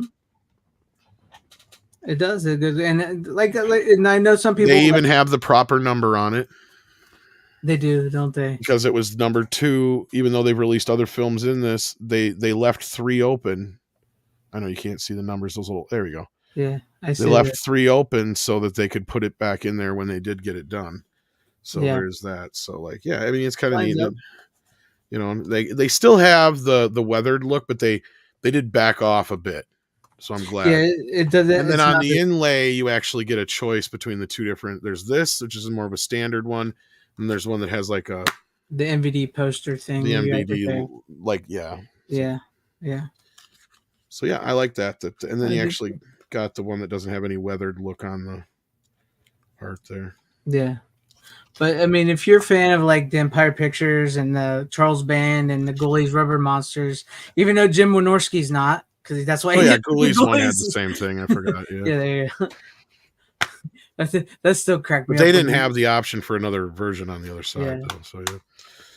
So there's just whatever. So yep, there you go. Yep, we can recommend it. I do recommend it. And if you want it cheaper than what is going on Amazon, just go to Orbit or Diabolic. They have it Yeah. cheaper than Amazon. And Orbit gets like I don't know. I guess it all depends on where you're located. But yeah, like I got mine really freaking quick from Orbit, and so did you. 3 days, man. 3 days. Like that. And this ain't even due out till July what? July 9th or something? Yeah, it's supposed to be next week. Should I show my whole Ghoulies collection off now? Go ahead if you want to, real quick before we. But it was funny. Like I was talking to Jim Wynorski, who directed Ghoulies 4, and Tom was like, "Ask him about Ghoulies 4." Jim Wynorski was like, "I don't like the rubber monsters, so I never used them." Broke my heart. Broke Tom's poor little heart. Look at all of them. I got every disc version. I used to have the DVD too, but I think I gave it to somebody. Oh, this is crazy. Fig bought the Puppet Master trunk, which reminds me, Tom, I was wanting to tell you, I think I got the Primeval Sting back up on Full Moon. I saw that, but I don't exactly have all the money to spend on it right Yeah, now. But I know. hope it'll be either way. I do have the trunk though. I do have that. Yeah, I was thinking about doing it myself, but I was like, I just don't have that money. But I might buy some Blu-rays that I don't have. What pissed me off about the trunk was I just missed out on the ones that were signed by Charlie. by Charlie, because those are gone now. But yeah, there you guys go. If you got Ghoulies 1 on 4K, which looked great, and Ghoulies Full 2 looks pretty darn good as well, we recommend them. I recommend them. But Runner, let's get to you real quick. It's up to you however you want to do it, man. It's up to you however you want to do it, Runner. I mean, I would show these last two movies, but honestly, like one of them's worth watching. Yeah, but like one of them's worth talking about than the other. That's what I meant to say. If you wanted to But, show them like both right at the same time right now, you can do that. Okay, I know one of those I know one of these movies. I'm not sure if you've seen this one, but I know you've seen. I finally watched this movie. I know you're not a fan. Say it out loud. The Revenant. The Revenant. Starring Leonardo DiCaprio and Tom Hardy. I watched that. It's a good movie. I like it. I know you and Tom aren't big fans of it because you've talked about it plenty of times. And I watched this last night. I don't know if you've ever seen this movie, Come and See. Come and See. No, I don't think I've seen. What was the other one you showed? I missed it. The Revenant. The Revenant. Oh, I'm a huge fucking fan. I especially love the part where Leo gets fucked by the bear. That scene was crazy. But didn't even buy him dinner or kiss him first. It's like here's my thing about The Revenant. It's like it's a good movie. I think it's good, but he didn't deserve an Oscar for this movie. I'm sorry. No, he didn't. But like compared to Wolf of Wall See? Street, like, come on. Yeah. What's Like, the other movie? Come and See. Because the thing is, like, it's like DiCaprio's fine in it, but like he's not talking a lot because his throat's fucked up from the bear, you know. and he won an Oscar for that. I mean, the rest of the cast is really good. Donald Gleason's in it. Will Poulter's in it. The guy who plays Adam Warlock in Guardians 3, he's in it. So like the cast is pretty good, and I like Tom Hardy. You know, he was good in the Bike Riders movie that came out. And yeah, so like he's good in it and all, but like I don't know. I mean, I appreciate it, but it's not like it's a good movie, but I don't like, you know, it's not one I'd like revisit all the time. But I got it for super fucking cheap before the Disney Movie Club, you know, vanished and shit. But But This movie right here, come and see you. So you've never seen this movie? No, I've never even heard of it. I don't think. Same. You've never heard. You've never even heard of it. Yeah, I don't think so. Okay, so I picked this up in the Barnes and Noble Criterion sale. It is a German film, so it's a foreign film, That's and why I've never heard of it. it's definitely one of those movies. A ton of my friends have like recommended this movie to me, so I have heard of it. It's fairly popular. If I feel like it's more popular for some reason if you're like a part of like my generation of like film nerds and shit. This is definitely like one of the more popular ones. It's like I wouldn't straight up call this like a horror movie, but you know, it's like one of those war movies that sort of captures just how disturbing somebody's life can be just by like, you know, going to war and shit. And I'll be honest, like as good as this art is for the most part, like you see how like fucked up this guy is. He's like a young kid who goes to war and he experiences some vile fucking shit that you would see in a war, and his face looks fucked up, and it gets even more fucked up as the movie goes on. Fucking crazy movie. It really I don't know how else to explain it. Like you should give it a watch for yourself. It's 2 hours and 20 minutes, but it's really fucking good. It's so good. Like it's a fucking, like I agree with most people who I've talked to before who have seen this, like my friends and all that. They're like, "Oh, this is like a fantastic movie. It's like a 5 out of 5 and all that shit." And it's like, yeah, I agree. It's fantastic. And this came out in 85, by the way, or at least that's what it says. I'm not sure if it was as accessible then as it is now, but maybe that's why you guys hadn't seen it. I don't know. It's a German foreign film, man. That's why I haven't seen it. Okay. I've never heard of it. That's what I mean when I'm saying I feel like it's a lot more accessible now, especially now that it's like in the Criterion collection and you can get it on Blu-ray. Because I asked my dad if he's seen this movie, because I told my dad about this and he's like, "What?" He's like, "I've seen every war movie in the 80s ever, and I've never seen that." Yeah, that's because it's a German foreign film, so it probably wasn't shown a lot over here in I America. know, but my fucking dad like watches some foreign shit too. That's the thing, because like fucking my dad recently made me watch Das Boot. Yeah, I mean that's a fucking German film.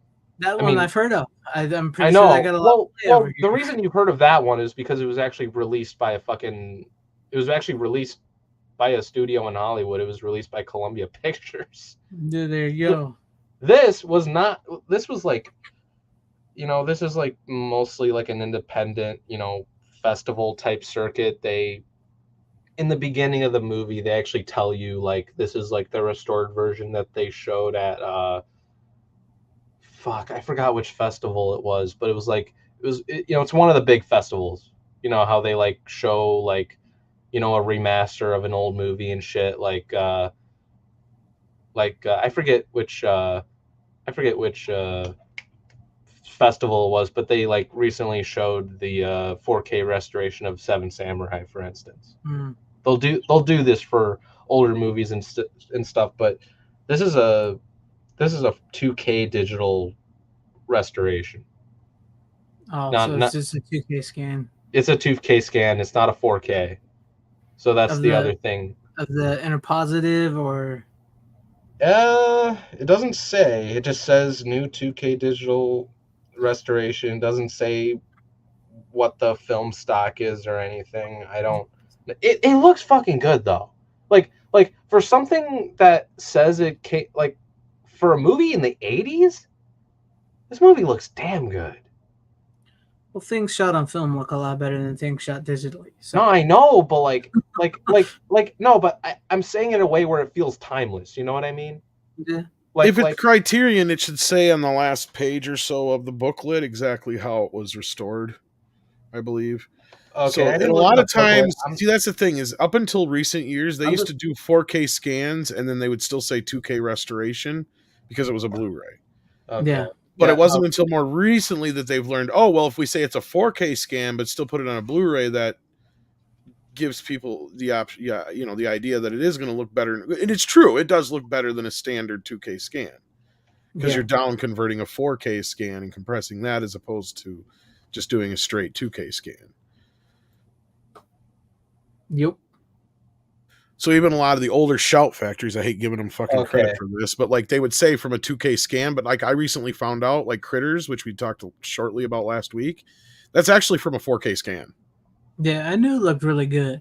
Okay, so here Even are though it says the 2K restoration or whatever, it's I it's from a 4K scan of the negative. Yeah, I found the details. there you go. See, So about the transfer, Come and See is presented in its original aspect ratio of 1:37 Yep. 1. So it's you know the black bars and just shit. the technical specs. Yeah, This is a new digital transfer that was created in 2K resolution from the 35 millimeter original camera negative. so it So was there you scanned go. in only 2K. Then that's basically what that's saying. Yes, So, yeah. Yeah, there you and it was restored by Most Film. I've never heard of that. go. But in the back it says it's like distributed by Janus Films, which is a company that releases stuff from Criterion. So there But you yeah, a go. lot of the companies, especially the boutique ones, Arrow, Criterion, all have that in their booklets. Where at the end you go right to the end of the book and it'll tell you exactly about every one of the restorations. And that's what I also like about the Sony Columbia collections is in those books they actually tell you all those same kind of technical specs of how it was scanned, where, what, all that business. So yeah. Yeah. Yep. No, that's very true. But I definitely give this a watch. I mean, I feel like this would be more up Tom's alley, maybe Maybe. more so I've than never Greg. heard of it, so yeah. Yeah. I'm surprised you I haven't did get heard. a couple of the Criterion sale titles just because there was a few stragglers I hadn't picked up yet, and I hadn't heard anything about a 4K. But This other than that, yeah, this one's I'd interesting never because heard of them. one of my coworkers, I was talking to him today because he's like a film guy like I am, and I asked if he had seen this movie, and he was like, which one's that again? I think I've heard of it, and I told him like if you like seen images of it, you'd probably like recognize it, and then he like saw some of the screenshots from the movie and all that. It's like, oh, okay, I have heard of this movie, and he told me like, oh, this movie was like super controversial because the main character is like really too like he's like pretty much too young to like go to war because the whole thing is he goes to war and he like leaves his family and unfortunately the family gets killed because everything is like crazy and shit, and this is like World War II and stuff, and you see like later on a bunch of Nazis come in and they like burn a bunch of fucking people and shit, and then I don't know, I'm not really, the way I'm explaining it doesn't really do the movie justice. It's like it's crazy shit that war.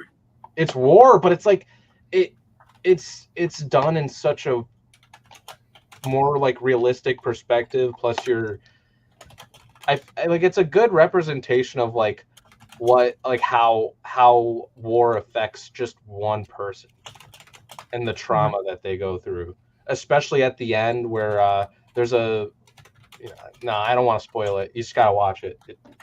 It's worth watching. Like I might ruin this film for some people who haven't seen it. Honestly, All right. it's definitely worth watching. It's masterfully made. It's so like the movie's just brilliant all around. Like I like there's a reason why it gets the amount of praise it does, and I watched a little bit of like one of the special features in this is Roger Deakins talks about the movie, and he basically says like I revisit this film often, and maybe it's because I have like a dark, path, or like a dark side in me or something. Like I have like a dark soul in me, but like there's like, but he explains how like there's so much more like relevancy in this movie, compared to then, Mm-hmm. with some of the themes that it has and all that. And he just explains like kind of like why it's so rewatchable. And I kind of agree. It's like when like I hear people talk about this, it's like, man, I feel like this would be like a one-time watch only. But it's like, no, I if I'm up to it, I'd revisit this movie, even though it's like really like depressing and shit, and the dark themes in it and all that. It's like it's just the filmmaking itself, and there's so much you can learn from this. It's like so well done. That's- Unlike the first time director of Beverly Hills, Axel F. Nice segue, Tom. Nice segue. Yeah, I was getting to 'cause- that point because we're like almost 3 hours in already. Yeah, so, yeah. and I have my own thoughts on Axel F. I didn't. Oh, yeah. Yeah, I was gonna say I did get to watch all three, but I did watch the first one and the fourth one. So I'm so pissed off you have the slipcover and I don't. And I still have this from back in the day. I actually had an import Blu-ray set for a while that I gave to my kid. I still have the Blu-ray set that they put out. But this has the 4K masters on all of them. Mhm. And of course, I have Beverly Hills Cop, Beverly Hills Cop 2, and 3. And 3 is no longer the worst of the films. I said it. You know what? I'm with you because I'll tell you this much: I give 3 credit for being different. Yeah, and it's got John Landis, who at least is trying. Yeah, He's trying his damnedest. And look, okay, well, let's talk about the transfers first of all. All 3 of these look really good. they look. They're from older scans, but they're from a time before Paramount was manipulating the fuck out of everything. If anything, 2 and 3 look really good, but 2 probably benefited the most from the 4K scan outside the first film. And it looks the best of the 2 just because it's the most slickest of the 3. Tony Scott. Yeah, Tony Scott, exactly. Even though it's shot on Super 35, it still looks really, really good. Sound wise, they're all the 5.1. That's my biggest complaint of all these sets is they don't have the 2.0 sound mix of the first 2. Why not? yeah. Why don't they? I want the original theatrical surround mix. Right. I mean, yeah, the 5.1 is nice, but the only one that had a true 5.1 mix for theaters was 3. And actually, the Dolby surround mix of 3 sounds a little bit different. And they do have all 3 of them on the DVDs, which, again, Paramount used to be real good about that. For some reason, they quit doing it. Yeah. None of these have special features outside the first film, so keep that in mind. You have to keep your DVD. That's why I still have my DVDs. You have to keep your DVDs to get any special features for part 2 and 3. Yep. Because there's like none on the 4Ks. Yeah, unfortunately.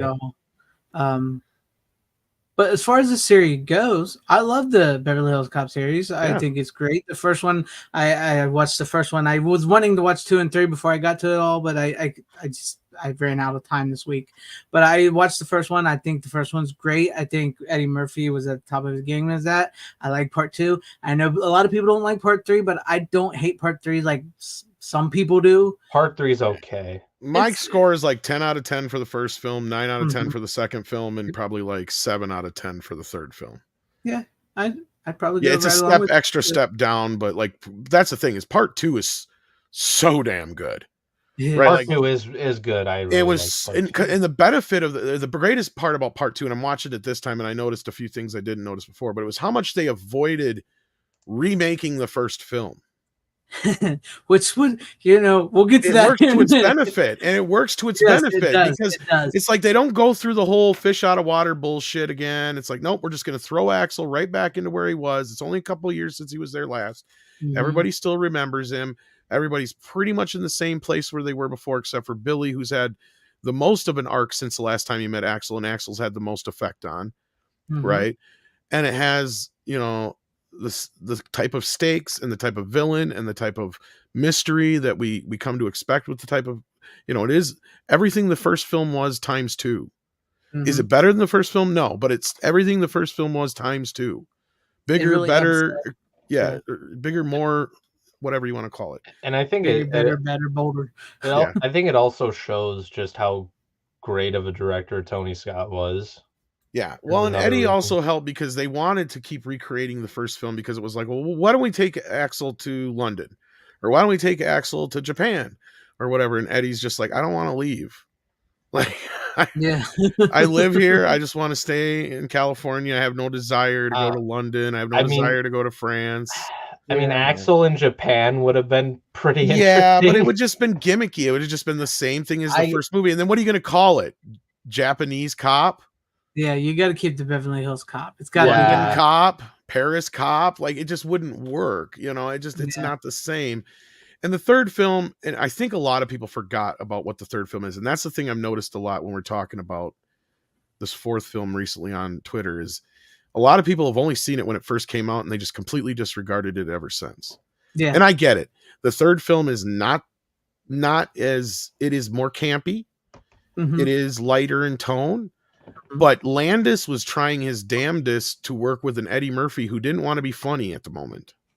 Yeah, and Landis and him wasn't getting good along very well. No, and in fact, I'm surprised that they even agreed to work together after the shit with Coming to America and the stuff that he said and everything. It was kind of an awkward situation, I'd imagine. Yeah. So that being said, I think they pulled the best movie they could out of it. But even Eddie Murphy misremembers these movies. I was listening to him on the interviews for this new film, and I think he even forgot what the third film was because he's like, you know, the first movie was because my friend got killed, and the second movie is because my boss got killed, and the third film is like Uncle Dave, something like that. It's like, no, dumbass, that's not how. So anyway, it's like, you know, it's sad is like Eddie doesn't even really remember these movies, and frankly, folks, I think if a lot of people rewatched part 3 going into it with lesser expectations than they did when it initially came out, perhaps, maybe, because I mean, it was at a point when Eddie was on this downward slope, and you could tell he did it out of desperation. And Landis was probably not the guy for the job, but he does the best he can with it. If anything, it's possibly the funniest of the 3 films. Yeah. I mean, as far as like just for laughs. Jokes. Yeah, it does get some good jokes in. Yeah. And then you also have the game of picking out all the directors because that's what Landis does. And I swear this movie probably has the most directors of any of his films in it.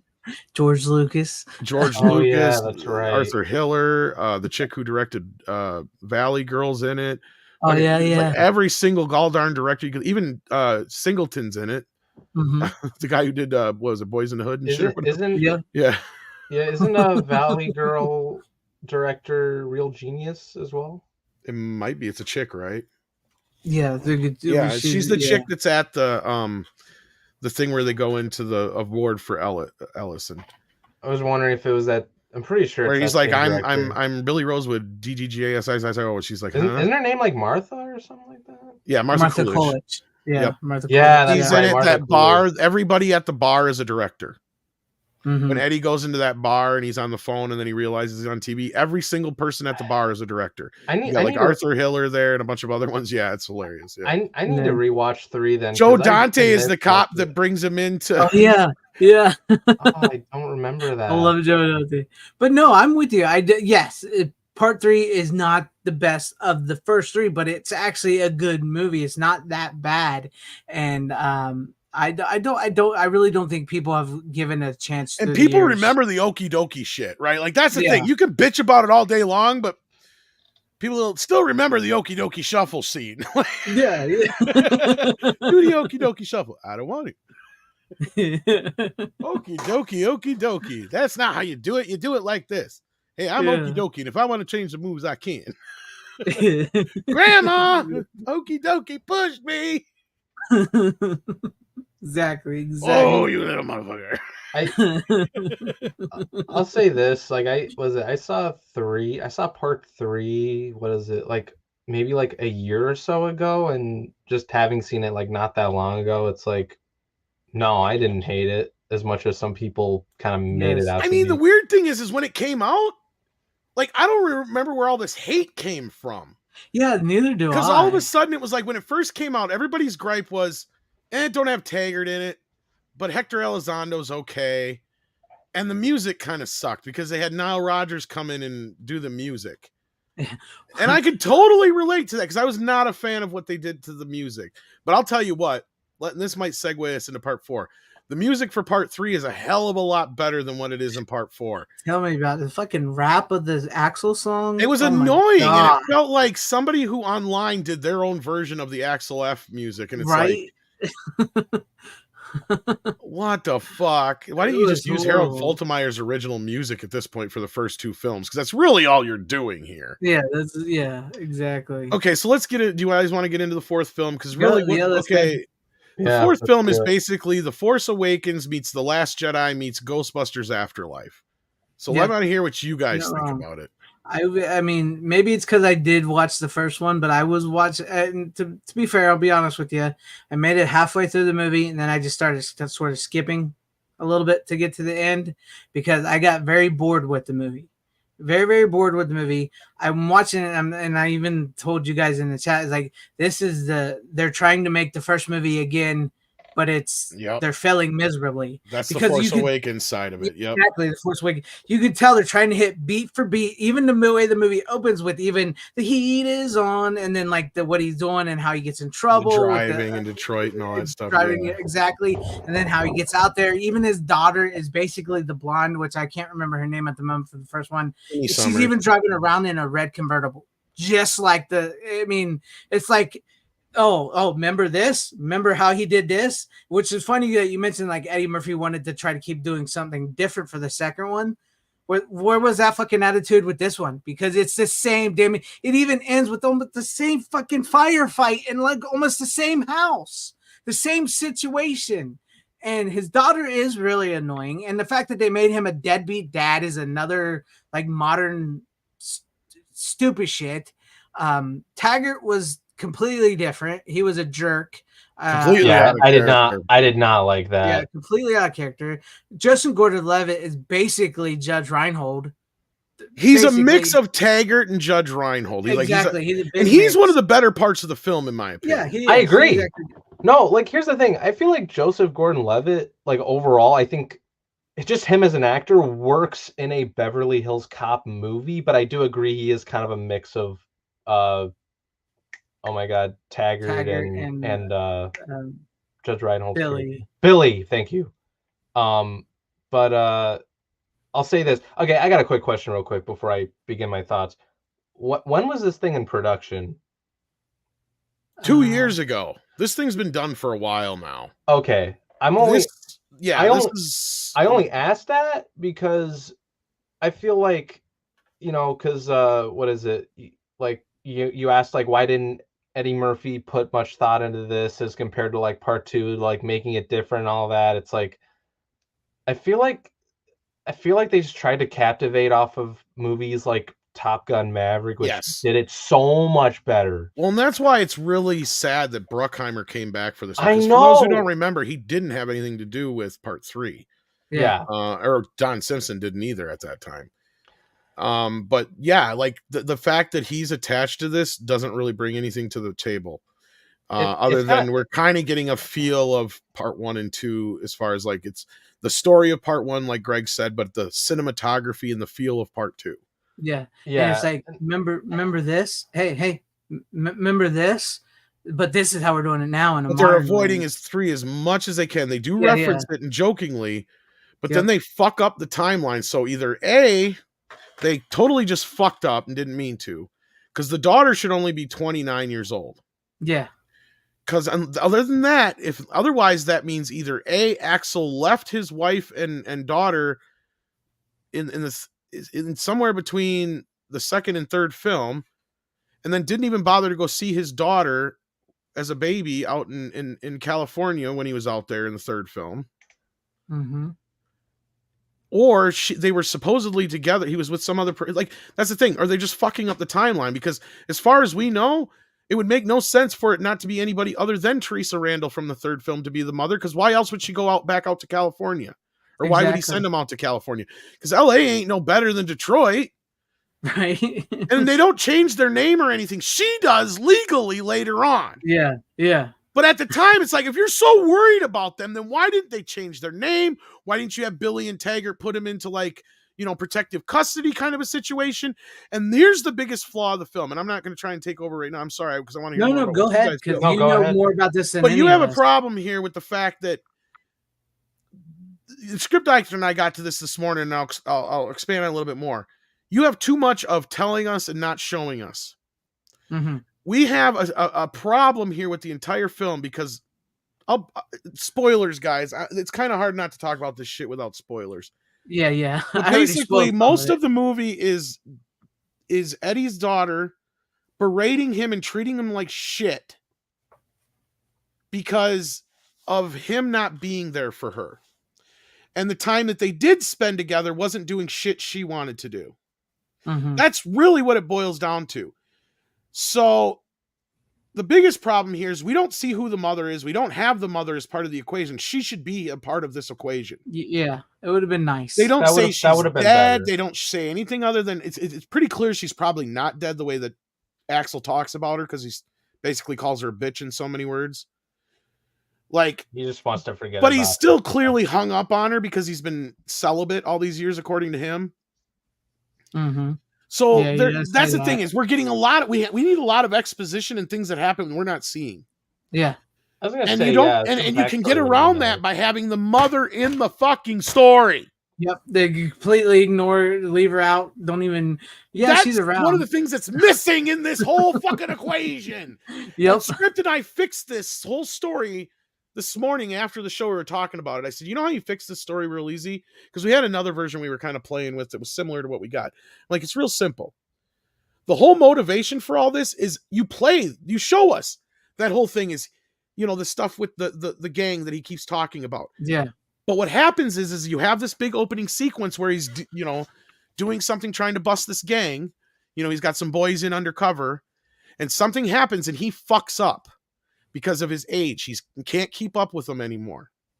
And that's part of the whole game of the movie. It's in the movie now, but you got to really play into that with Paul Reiser, when he tells him, we're not the young men we used to be. Yeah. Because they're the same age. They even have that joke with Eddie. He's like, we're the same age. Can you believe that shit? I look 10 to 50 years younger than him. Yeah, exactly. And it's like, so you have that aspect of the film. So what happens then is once he fucks up, somehow they find out where his daughter and wife are, and they go and kill his wife. Yeah. So that's his actual motivation for getting him out to California. So That now would he work knows so that much he's got to better. go protect his daughter. And in That would this have whole worked so much whole better. time, she doesn't know this is why, and now she's just discovering all this shit. Then it makes a little bit more sense. But then the problem is, sure, you can have her treat him like shit and be upset and expect an apology, but you don't drag it out for 90 minutes of the fucking movie. Yeah, it's so annoying. It's so annoying because you're like, come on, bitch. He's your fucking dad. He's trying. He's fucking trying. And I'm sorry, I have a hard time believing that Axel Foley would be a bad father. Exactly. I cannot with you. he would be a great fucking dad. Yeah. I agree. I mean, the jokes and everything he comes up with, what kid wouldn't love to have your dad joking around like that? I'm sorry, I'm not trying to get so passionate, but it just pisses me off. And who beat this bitch with an ugly stick? I'm sorry. What the fuck? How did Eddie Murphy and Teresa Randall produce that? If I'm honest, I would have rather him had a daughter or son with the I can't remember her name, but the chick from the first movie. Ginny Summers, yeah. Yeah, They Ginny never Summers. well, that was one of the things I liked about the first film, is that even though in the Stallone version she was the love interest, Mm-hmm. that was something they got away from because in the original Beverly Hills Cop script, I think her character was a guy or something like that. But regardless, they didn't want to change the cast. They already had everybody paid and on. They just had to go back to the original script and make it more for Eddie. And in that script, Eddie was fine and liked it that she was just a friend. Yeah. Which And I that do they like all that. grew I up do like together. That's what this movie is missing, is even though Mhm. you don't get a bunch of that backstory, you get enough of what you need to know about these three kids, with these guys when they were kids, that they used to be little hellions Yeah. together. Yeah. That you don't need anything else. Yeah, like And when that's they enough see to each fill you other. in on everything you need to know. You can, and in my mind, and they even kind of hint at that, they've always had that thing, that Eddie's always broken occasional law, when he was a kid. So in Mhm. my mind, I've already created the backstory that, okay, these three have gotten in trouble a lot. Eventually, Ginny got moved out to probably her parents sent her out to California to get her away from these two boys that were keep getting her in trouble. And then his friend ended up going to jail over them boosting the car. Eddie probably got in trouble again somewhere in the Interium. And guess who was the cop that probably busted him? Todd. Yeah. Exactly. Yeah. And in my head canon, Todd sat him down and said, look, you got a choice. Either you go join the police academy, because in my head canon, he conned him somehow. Because that's the thing, is he saw in this kid that, and that's another thing the last two movies, and even part 3 forgot to a point, but not as much, is they forgot that he's an undercover cop. Mm-hmm. For some reason after part 2. And that's what pissed me off about the scene where he comes in with the suit. Because that is completely out of Axel Foley's character. That is not Axel Foley. That is Eddie Murphy. It's weirdly edited as well. Not just that, but it's just think about it for a moment, because this is a guy who's coming up going, look at this suit. This suit's great. I got it for $40. Yeah. It's a $50 suit. I got it for $40. He could be wearing those damn This is suits. a guy blue that jeans in 1987 was wearing like a what? $4,000 or $5,000 fucking suit? Yeah. And was asking for $1,000 in flash money driving around a Ferrari? Don't think Axel Foley don't know what a good suit is. Right. That's my point. It's completely, and Axel Foley is supposed to be the coolest motherfucker in the room. I agree. And him having this daughter there just kept completely pulling the rug up from underneath him.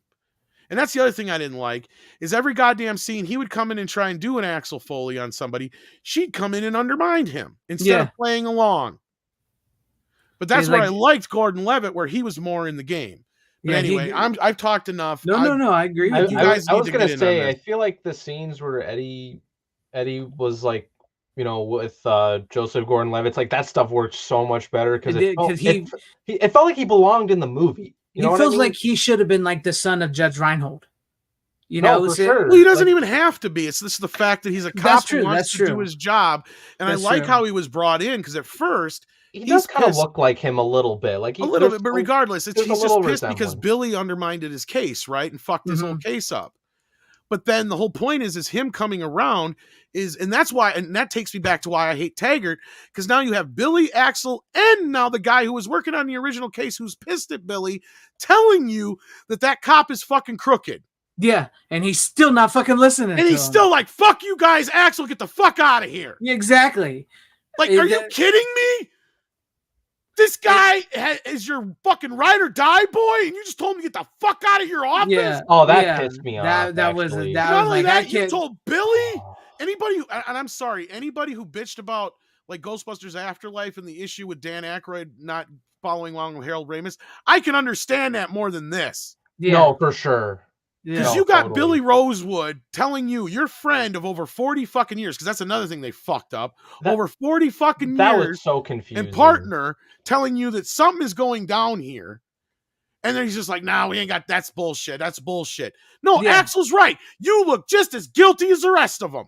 Exactly. Are you in on this shit? Because if you're not, then you better start being on the right side here, buddy. Right. That's the point where Taggart was supposed to say, you're right. What the fuck am I doing? Yeah. And then come on. They give him the line at the end where he's like, I should have believed you. No, shit, you should have believed him. Yeah, and I was like, no, that felt like a complete, like he felt like a complete. It's like they forgot how old some of these characters are supposed to be too and shit. Like, because like Billy is supposed to be like a decade or better younger than Taggart. Even though age-wise, I know this is hard to believe. Eddie Murphy was 22 when he made Beverly Hills Cop. Judge Reinhold was 26. Yeah. And how old do you think John Ashton was? I know how old he was. He was only like 37. 36. I believe. 36 or 7, yeah. I literally saw a tweet about that. Yeah. Recently. It's insane. And it's like, God, you guys forget that these guys were not that old then. Now they are. Yeah. But see, Taggart was supposed to be the same age and join the force with the original captain, right? Mm-hmm. Bogomil. So like those two are the same age. Those two were supposedly in the academy together. Who is this Kevin Bacon character and this other no-name cop we never get to fucking see? Yeah. That's the other thing. Yeah. This is written fucking so poorly. It is. It's because I was just thinking it to myself. It's like when I was watching it, I was like, there are scenes that feel like it's an action movie that was made for theaters. Then it also feels like a streaming TV series. Now, Greg, you've not seen Beverly Hills Cop 2 in probably a while, but I bet you could give me a fairly decent rundown of Beverly Hills Cop 2, what happened as far as who the bad guys were, what their motivation and all that stuff was, right? I would love to see somebody who's seen this once and then come back to them a week later and ask them to tell me what the plot of this movie was. It's the plot of the first movie, but and then they totally like forget that they already had a bad guy, right? Here's the thing, guys. Did I bring this up already? Kevin Bacon is the head of the biggest private police force in Southern California. Mm-hmm. And it's obvious that he's the bad guy. That's the other problem. That's not what I'm talking about now. That's part of the point. But yes, it's obvious. But yeah, remember, now what I just said, former cop, no longer a cop. He's now the head of the biggest private police security force in the Southern California. Guess what Ellison was in Beverly Hills Cop 3? The head of the biggest private security police force in Southern California. Did they forget that already? Yeah, I believe they did. Even though he worked at Wonderworld, that was the whole point, is he had this, and that was kind of ahead of its time as far as how powerful Disney was, if you think about it. Yeah. He had his own private police force. That was the whole point. And that's where Billy, being and he still should have been the JJDDOC, who controlled the lines of around California to where they had the jurisdiction lines. Because he was the only cop who could go between jurisdictions. And I don't even know if that's a real thing, but guess what? It works for the plot, because then that way he can go wherever Axel needs to go. Yep. I agree. It's like, that's more thought put into that shitty movie that people bitch about than put into this one here. And you've got Billy calling him Sergeant still when he's the fucking chief. It's some poor writing. I do believe it was like multiple. And then, I'm sorry, the Taggart scenes were so sad. That one joke fell so flat. The only Taggart joke that landed was the joke with his wife, and then the joke when he's like, I can't get up. Like, that was the only two times that were funny with him. Yeah. The only other times I laughed was Jupiter Ascending joke. That was funny. Oh, yeah, that was all right. Yeah. See, here's the thing. I never watched the helicopter the movie, scene was the best scene otherwise. That was the best scene in the whole fucking movie, in my opinion. No, because the Serge is fucking wasted. Yeah, Serge is wasted in the movie. Just, why is he even there in that scene? It makes no sense. It's like, so just what, all of a sudden you haven't even brought him in, or at least in part 3, he meets up with him out of happenstance, because he goes to the thing for Ellison. They're going in for the ceremony where he's going to get an award for his police work or whatever, for being the private security guy or whatever. Right. Mm-hmm. He sees Serge, and he's got the boutique there, and he's got the Annihilator. So that's setting shit up for later on. So then he tracks him down, comes back to catch him up later. He's like, I need a gun. I need a weapon. You know, and that's set up for that. At no point are we set up earlier in the movie to understand why Serge would have anything to do with any of this other shit. Because he's all of a sudden like, I think I have an idea of somebody who can help us. It's like, why? Yeah. There should be a scene before that where you run into Serge, and Serge is like, he's like, what are you up to lately? You still into art, or what have you been up to? Are you in the guns or whatever anymore? And he's like, oh no, now I'm into real estate or whatever. Just to set it up. Yeah. You know, like, that's the thing, is this is the most piss poor setup and payoff movie I've ever seen in my life. And I get it, people are liking it, but it's like you're seeing the member berries and you're remembering how good of a movie the first movie was. Exactly, because that's what, especially after watching the first one again, and then I'm watching this and I can see the beats for beats that where they're exactly copying it and saying, hey, remember this? Hey, remember this? That's what it feels like. And even Eddie was like, and you know that's the fact, Craig, because I saw Eddie in an interview where he's like, I don't know, these guys have kept trying to get the banana in the tailpipe thing. I don't know why it's so popular. It's like, I can tell you why, because they're trying to redo every single fucking joke and trope and scene. And that's why. Yeah, you could see it telegraphed my way. Like I said, some of it feels like a streaming TV series. Which I wouldn't have as much of a problem, because then that's what Script and I said too. Sorry, but you're right. Because if this was a series, I wouldn't be griping about it so much, because then I know there's more time to explore what happened. True. We're so far past everything else now. It's too late to be doing flashbacks to what happened in the last 20, 30 years. And that's another thing people got to remember. It's been 30 fucking years since we've had a Beverly Hills Cop movie. Mm-hmm. And somehow he had a kid 2 years before that. But anyway. Yeah. But no, I'm with you. I mean, they're So, trying and that's to. the other thing. It's like, so, okay, if he had this kid and wife, whatever, then it means he cheated on them with Teresa Randall. I forgot to bring that point up too. Sorry. Yeah, what you was talking about earlier. But no, yeah, it was after watching the first one, and then I have seen the second and third one multiple times because I've seen them through years and stuff. But I was really wanting to watch them before he got to this.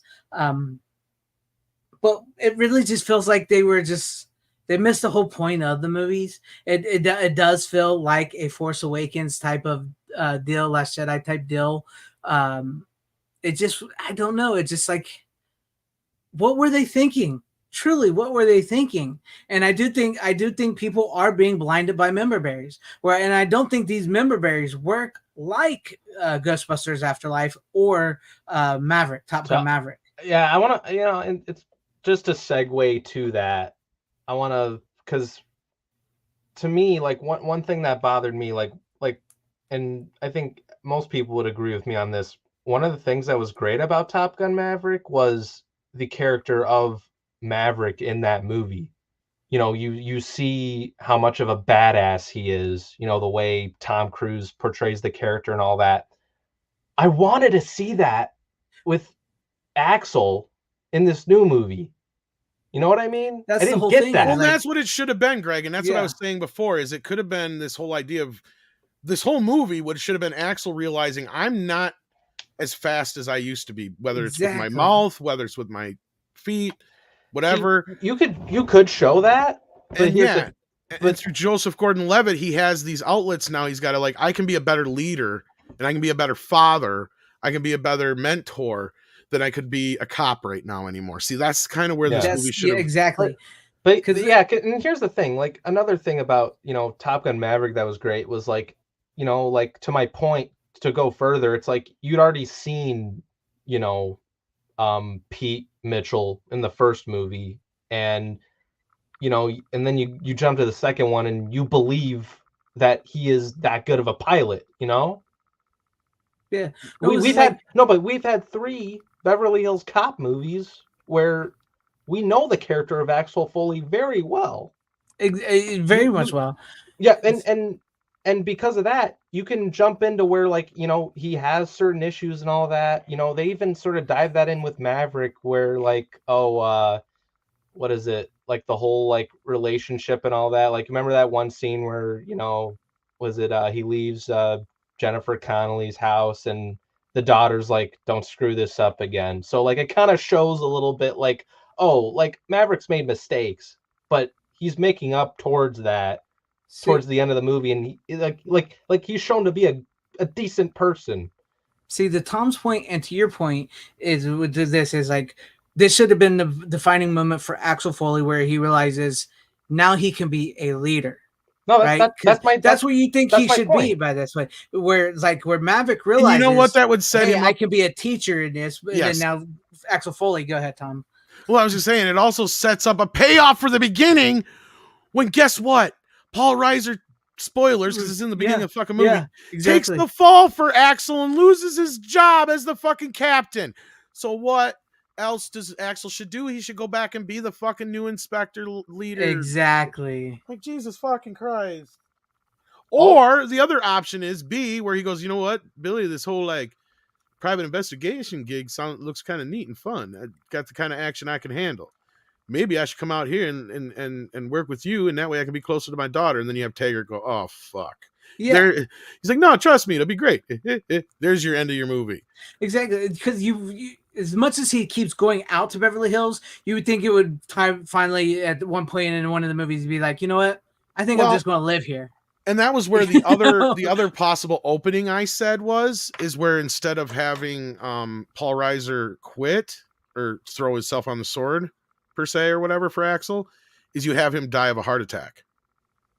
Yeah. So guess what? Then there's nothing and absolutely nothing holding Axel back in Detroit. So you basically make that point at the end where he has nothing to go back for.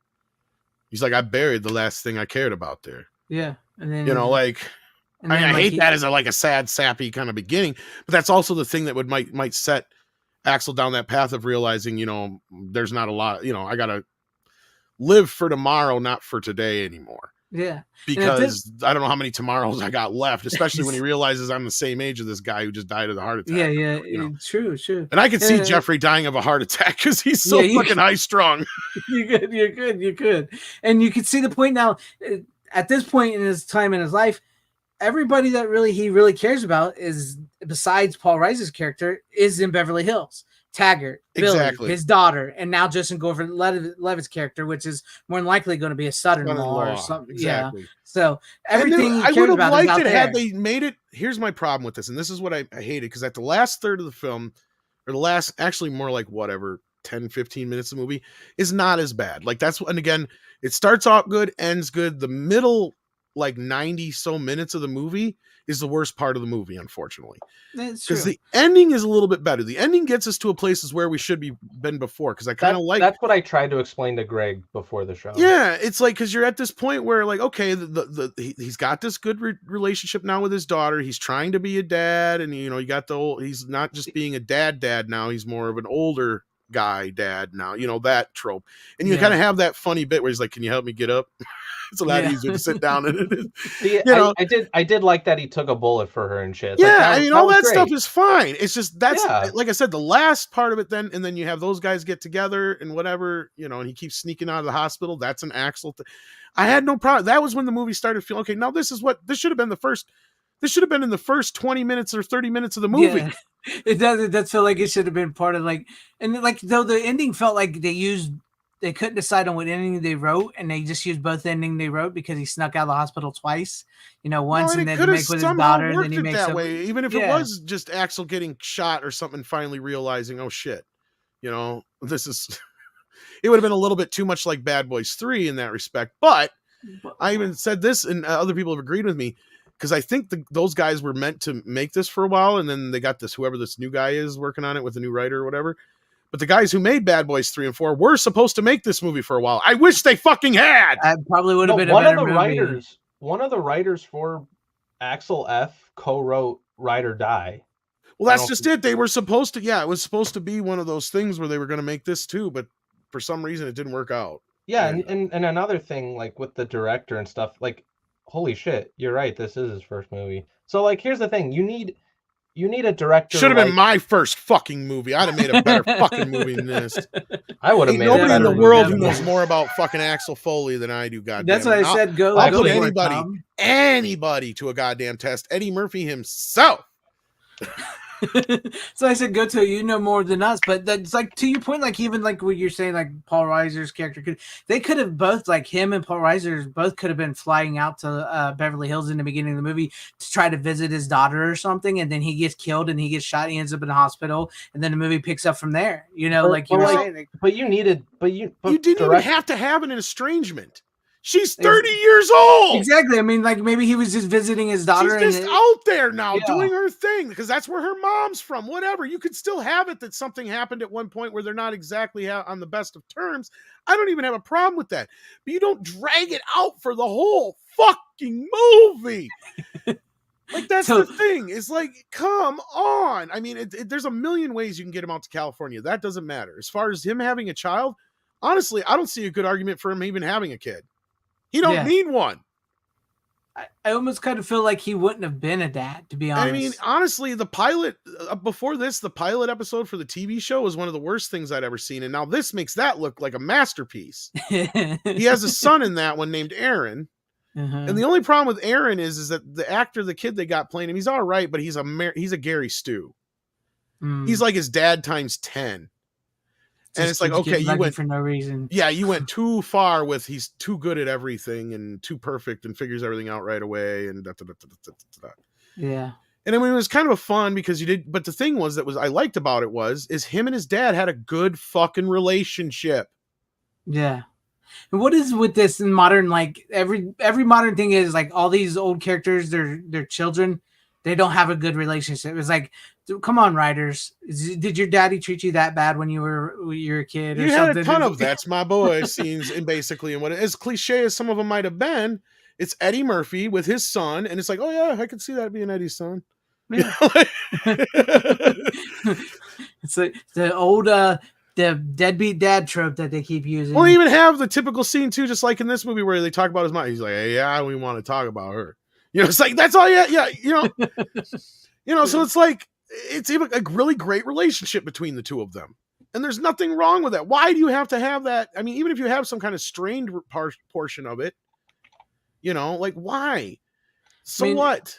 It could have worked so much better where like maybe they weren't estranged. Maybe she just was trying her best to not be like her dad, and like when he that's gets where there you have and a stuff, thing it where it's starts like, slipping in. Because you have the bit and because one of the better scenes in the film would have worked had the movie had the mom in it. And that's the problem is when they're sitting there in the car and they're having it out and she's like, you're the parent.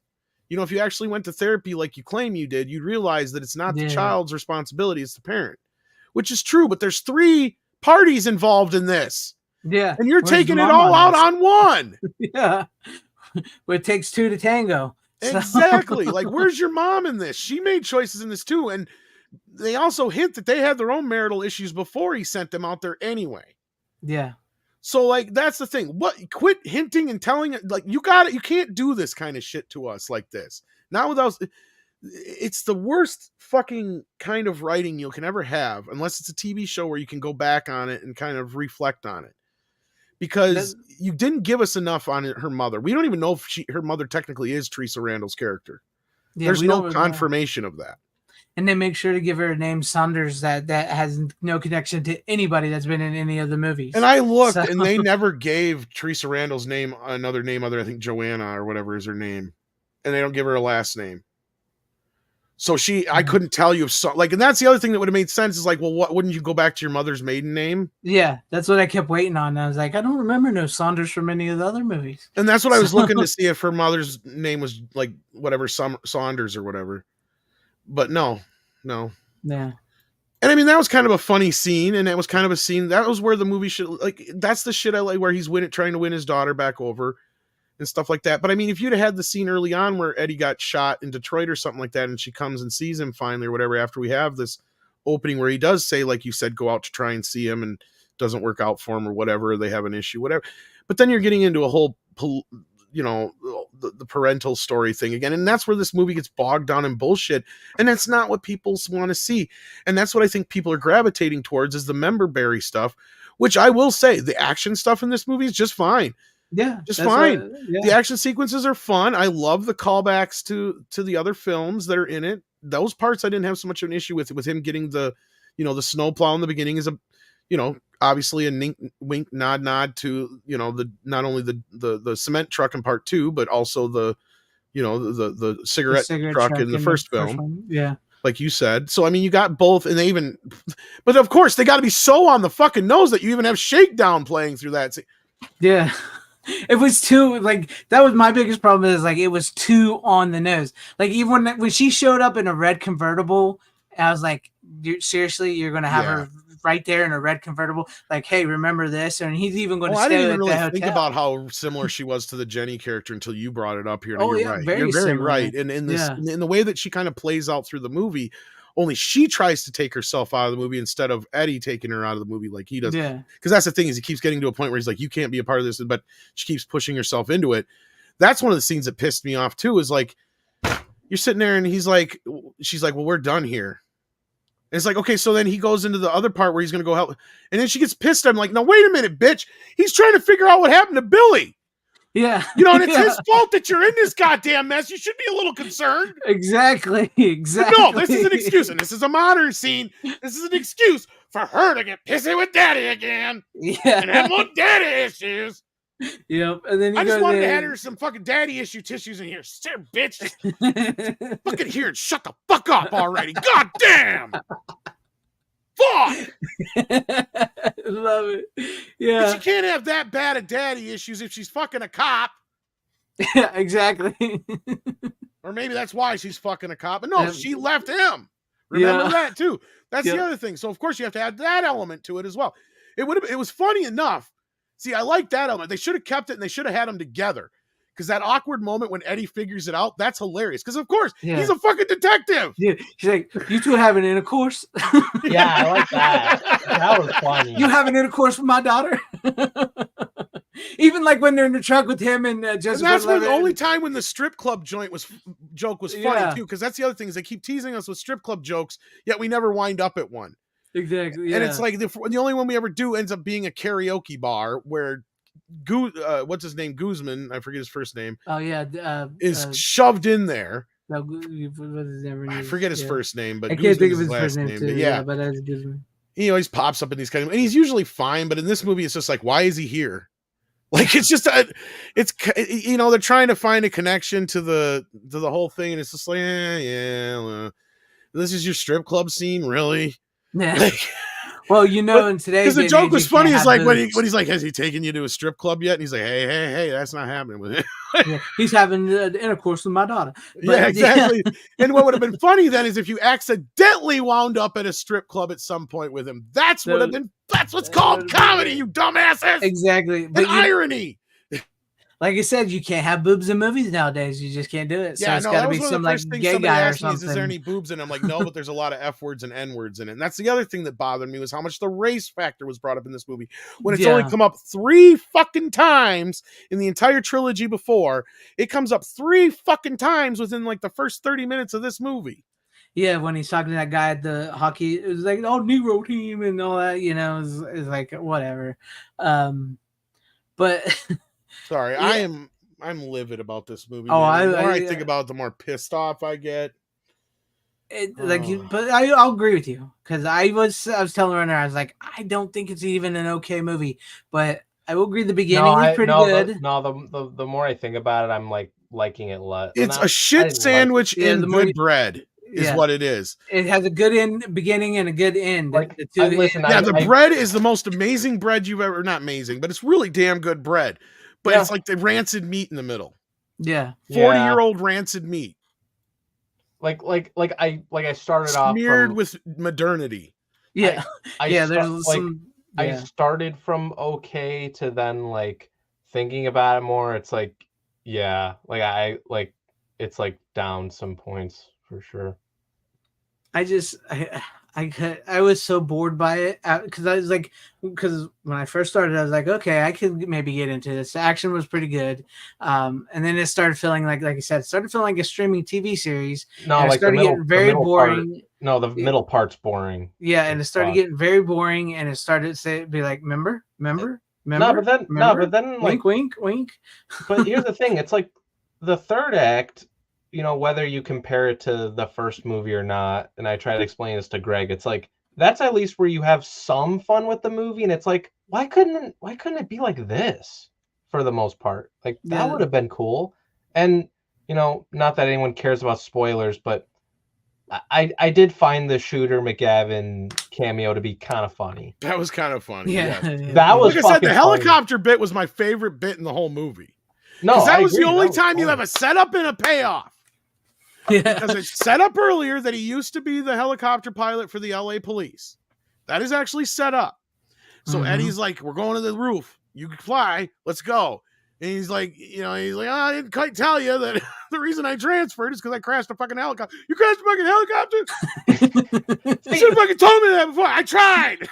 That was good. That's a funny fucking scene. That was good. That's how comedy works. Yeah, that was good. No, that was good. You have a setup and a payoff with an expectation, and that expectation is then subverted in a funny way. And I hate using the term subverted, but that's what it is, right? You expect that, okay, George Gordon-Levitt, he used to be a pilot. He's going to kick ass. He's going to fly out and do. Oh, no. Fuck. He's going to crash and kill him. Yeah. that was my point earlier. And not only that, why wasn't Taggart shooting at fucking Kevin Bacon when he was shooting at a goddamn helicopter that was flying over people? Yeah. That would have made sense. Like, what the fuck are you doing? He's going to create a fucking bigger problem. Kill him. Exactly. Isn't that enough for you to see exactly what the fuck is going on here? That's why I feel like maybe there was Jesus. you said it's been for 2 years and that the guys from Bad Boys it feels like there was multiple script changes and that some of it went through a lot of scripts. it feels like there's multiple scenes from different scripts that were filmed in this and edited in at different times or something. And It feels like, feels weirdly edited at spots. no, but it feels like they tried to make it the best version that they could type thing. Yeah. Well, now I know what that screening was for, because I had and the gentleman who did the screening reached back out to me and he said he's curious to see how the movie plays now that it's on Netflix, because they did tell him it was an early cut of the film and the music wasn't final and some other things. And he said all I really remember about the music and stuff, because he brought it up himself, was that they kept replaying the Axel F theme all throughout the film. And he's like, I hope they change that. I'm like, not really. We just get the cheap Temu version of it now. Yeah, with the rap version. It just sounds so bad. It's like, horrible. How can you make it? If anything, they should have went the opposite direction and done more orchestral. Yeah. Like, if you're going to be more grandiose, more modern, more new, then go away from or just reuse Harold's old score. Yeah. Right? Like, don't even fucking try. Well, Because that thing is back into style. Because what they have here is like this, it almost sounds like, somebody said it sounds like it was done with AI. It's not wrong. You're not wrong. No, but like, was it the composer for the new movie? Like, he's kind of known for doing shit like that, like recreating. Yeah, he did the recent Bad Boys one. And I think didn't he do Top Gun Maverick as well? He might have worked on Top Gun. I mean, that's the other thing too, is I was confused about Top Gun's soundtrack because they credit Harold Faltermeyer. Yeah, but I don't think he actually did anything for it, and he's still alive. And I don't understand why they didn't bring him back for part 3. I don't understand if that's what his issue is with the franchise, because we were going to do an interview with him, but we were having a technical issue at the time, and it was when he was doing a bunch of and the reason why we never got back to getting him again was because it was, believe it or not, one of these weird cattle call interview things, and I can't remember what he was releasing at the time. It was I don't remember what it was, but the one thing we were told that we couldn't talk to him about was Axel F. Or the soundtrack for Beverly Hills Cop or any of that shit. So he's got some stigma with that. I don't know if it has to do with everything from before or what, or if he didn't get as much money as he think he should have for whatever. I don't know. But we just finally, after all these years, got the score for the first time ever, like 5-10 years ago, or 5 or so years ago. It was not 10, but like 5 or so years ago. So like after all these years, 35 years later, we finally got, and 30 years later, we finally got the scores for part 1 and 2 in their entirety. Because otherwise, all we've ever gotten before was Axel F. And if you happen to buy the single of Axel F, you got the shootout scene music on the B side. Otherwise, we've never gotten any of that score available. Same thing with Top Gun. There's more pieces on Top Gun and Fletch than there is on Beverly Hills Cop. So it was like you couldn't get your hands on any Harold Faltermeyer scores at any time growing up. It was really difficult. So now finally we're getting them all. Yeah. So it's like you would think he would want to be involved with this. You would think they would have reached out to him. So I have no idea what's going on. But that was one thing that was majorly missing. It was like, if you really wanted to bring the vibe back, then you actually get him back, or you just pay him for the scores for the first 2 films, and you just repiece that music back together. Because that's really all they did. It's not like he created anything new. The only new music he has in this whole movie, it sounds like, because I've listened to the whole soundtrack now, and I'm hesitant to buy it now because I'm just like, I'm kind of on the fence about it. The only score part of the score where anything is really new and original is in the track Axel Returns, and that's the only track that doesn't sound like anything from the rest of any of the scores before. I was gonna say, there were some parts of the score where I was like, okay, this is pretty good, and then like others parts of the score are like either like forgettable or just rehashed. But even Axel Returns sounded so generic that it really kind of was like, that was my first actual hearing of the score at all. And I'm like, really? That's it? Like, what is this? I'm like, this just doesn't sound right. It doesn't feel right. And I know a lot of people have been praising the score, and I'm glad you guys liked it, but I'm still on the fence because I'm like, I feel like this guy sounds like somebody did it on their keyboard. It's just really bad. Yeah, like I feel like the composer did a much better job on the recent Bad Boys movies. Yeah, I didn't notice anything there, and he even sprinkled in the Well, original theme song a little bit more, and I liked that too. Yeah, yeah, because like what is it? Who's the composer for the first Bad Boys? Michael He did Giacchino, but he didn't do the second one, and they didn't use the theme song in the second one, which pissed me off because I really liked no, Michael the theme song. Giacchino didn't do the first Bad Boys. It was Or the no, it was Mark. Mark.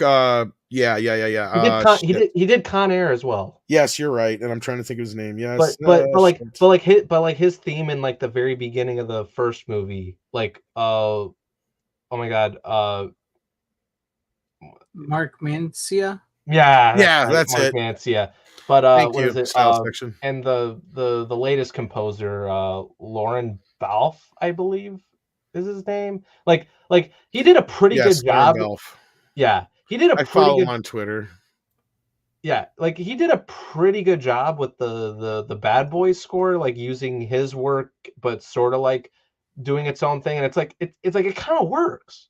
Yeah, but Like this one didn't. It sounded like it no, was it put doesn't together on a work. keyboard from Walmart. That's my point. That's It like the does. best way I could. Am I right? Like it does. It It sounds does. like you're like, wait a minute here. But I also feel like, and I was gonna point this out earlier, like I feel like a big part of that has to do with like the direction as well. It's like if you're gonna get this new guy on board, it's like you should have gotten somebody like a Joseph Kaczynski or a Dill and Bilal, because I feel like like those guys, like Yeah, that's what I said. Those two I would have rather had do this. Yes. yeah, or Joseph Kaczynski, because he did a good job with Maverick. It's like, and he did a good job, sort of making a Tony Scott movie the way he could. He could have done the same with this new movie because Tony Scott directed the sequel, So like, or a Dylan Bilal, they would have been great too.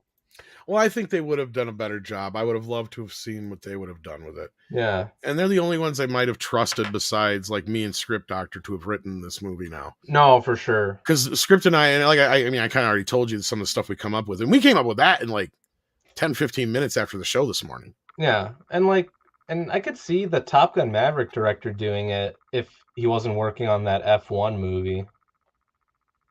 But he's got that. I don't know if he'd be right for this, though. You need somebody who can understand. I mean, he did a great job on Maverick, but the reason why I'm saying that is because of the whole Tony Scott connection with true, the first but Top Gun and Tony didn't understand the comedy, or he didn't feel confident in doing comedy stuff, so he left that all to Eddie. Right? Okay, fair enough. So like with the guys from Bad Boys though, I think they can handle both, and I love what they did with part 4 and 3 with the father and the whole family aspect. I feel like they would have done a better job and done this right. Because there was another reviewer out there and I forget his name, but he was pointing, and he happened to be black, and that's why I brought it up. And I'm not trying to bring that into the equation, but what he was bringing up though was how this movie again keeps beating black men up with that fucking stereotype about being an absentee / bad father. Yep. That's true. That's true. And I wish I could remember his name too, because he's actually a pretty big YouTuber. And somebody sent me. Maybe I can find the video here. And it was in my brain, and then I just forgot it. You know how that goes. Yeah, I'm like that a lot. But Comes with age. At the end of the day, I would say, you know what? 3 is better than 4. I'm with you. 3 is better than 4. Yeah, 3 is At least I give it credit for being a little different. Yeah. Yeah. And the whole reason that and the whole like thing with the bad guys and everything was a lot more interesting in my opinion. I mean, yeah, the setup here wasn't too bad, but it was still kind of, we've seen this kind of thing in so many fucking movies. Yeah. I mean, the whole stealing the paper from the government so you could print your own money thing was pretty unique, I would say. Yeah. I mean, and then setting it at like a theme park with the whole Disney thing, and Yeah. kind of fun. But, no, I get it. With this one, everybody just thought member berries was the way to go. They took the Force Awakens Last Jedi route. I agree. Them, I guess. I agree, because it was just, and I'm a sucker for nostalgia myself. I love nostalgia stuff. I dig into the 80s and 90s all the time. But this was just like, it was like No, it was too much like wink, wink, nod, nod. Remember. It was too in your face, and it was like you could do all that stuff, but like you could have executed it much better. Like that's what, and also like I wish there was like some like emotional like impact in certain scenes, and there's none of that. Like, you know, you got that out of, you know, Maverick with the Iceman scene where you get to see, you know, Maverick talking to Val Kilmer and stuff. It's like shit. Like I like damn near shed a tear in the theater. Like that shit was like fucking awesome. It's crazy. But you you needed, if you could have done something like that with this movie, and there was none of that. Nope. Like you could have had a moment like that with Billy or Taggart, and fuck like Tom's right. Been the Paul Reiser moment. Should have been. Like Tom's right. Like they fucked up that character so much. Like I did not like what they did with him. Yeah, they messed him up. I mean, as far as like, okay, like the positives, Paul Reiser's not fine in this. Mm-hmm. Billy's decently in character for the most part. Oh yeah. No, that's but he's hardly in the fucking movie, unfortunately. Yeah, unfortunately. Joseph Gordon-Levitt was actually a plus. Joseph Gordon-Levitt was fine in it. I liked him, but it felt like that's just because it felt like he belonged in a Beverly He's Hills only Cop going to the movie. Yeah, he feels like he belongs there, but you can tell he actually is a fan too. Yeah. See, for sure. The thing. And I can't believe he wasn't a bit more of a stickler to people on the production or whatever. Maybe he just wasn't a part of those things to understand or see that what was going to happen. He said that his brother was a bigger fan because he was a huge Eddie Murphy fan, because he explained it in interviews. I saw some interviews with him, and stuff, and he did that recreation. His recreation of the Axel F theme actually sounds better than the one we get in the movie. It does, because I saw that. No, it does. I did see that, but what is it? No, because he said like he had an older brother, and Joseph was like, "Oh, I was too young to see Beverly Hills Cop at the time, but you know, I would watch stuff with my brother and all that." So, and he was a huge Eddie Murphy fan, so that's how he saw Beverly Hills Cop and all that. And it's like, so yeah, it's like there's a little more like, you know, what do you call it, like insight or whatever, as to like, yeah, like he could have like had some sort of say maybe in the production, because yeah, like it feels like he belongs in that world. All right, guys, we've been going almost 4 hours. Yeah, we're gonna wrap it. So we better wrap this up. But there you guys have it. That's our final thoughts on the Beverly Hills Cop 4. If y'all enjoyed it, I'm glad y'all enjoyed it. Yeah, I mean, yeah. No, I can see why some people liked it, and it's like, and partially it's like the third act is like, oh, like this is kind of what the movie should have been more like, but it's it wasn't like that, unfortunately, for me anyway. The third act should have been the beginning of the film, unfortunately. Probably. But like we say here, you like what you like, even if we didn't like it. But yeah, I'm happy if you enjoyed it. But I just still think it's weird because I said it's not as bad as Coming to America 2. Yeah, but it almost does Axel dirtier in some ways, or at least other characters too as well. Yeah. So it's kind of a weird. Anyway, I didn't even see Coming to America 2. You're better off. Yeah, I just having heard what I heard about that one, it's like that is literally like a great. It's worse than a greatest hits album, because what it is it feels like when a band after like 30 years gets back together, and they just redo their hits. Yeah, because that's exactly what it feels like. Yeah. And then they add a couple of new songs in there, and that's where it's. I mean, they do them a bit more dirty with the whole kid thing in that one, but at least he ain't got his kid bitching him out through the whole fucking. All right, well, but I thank you everybody in the chat that hang with us tonight, and everybody at home watching. Thank you, Runner. Thank you, Tom. Thank you, Rook. Appreciate you guys. Yeah, I feel that. Exactly. As always, you don't have to go home, but you can't stay here. How you doing? Bitches leave.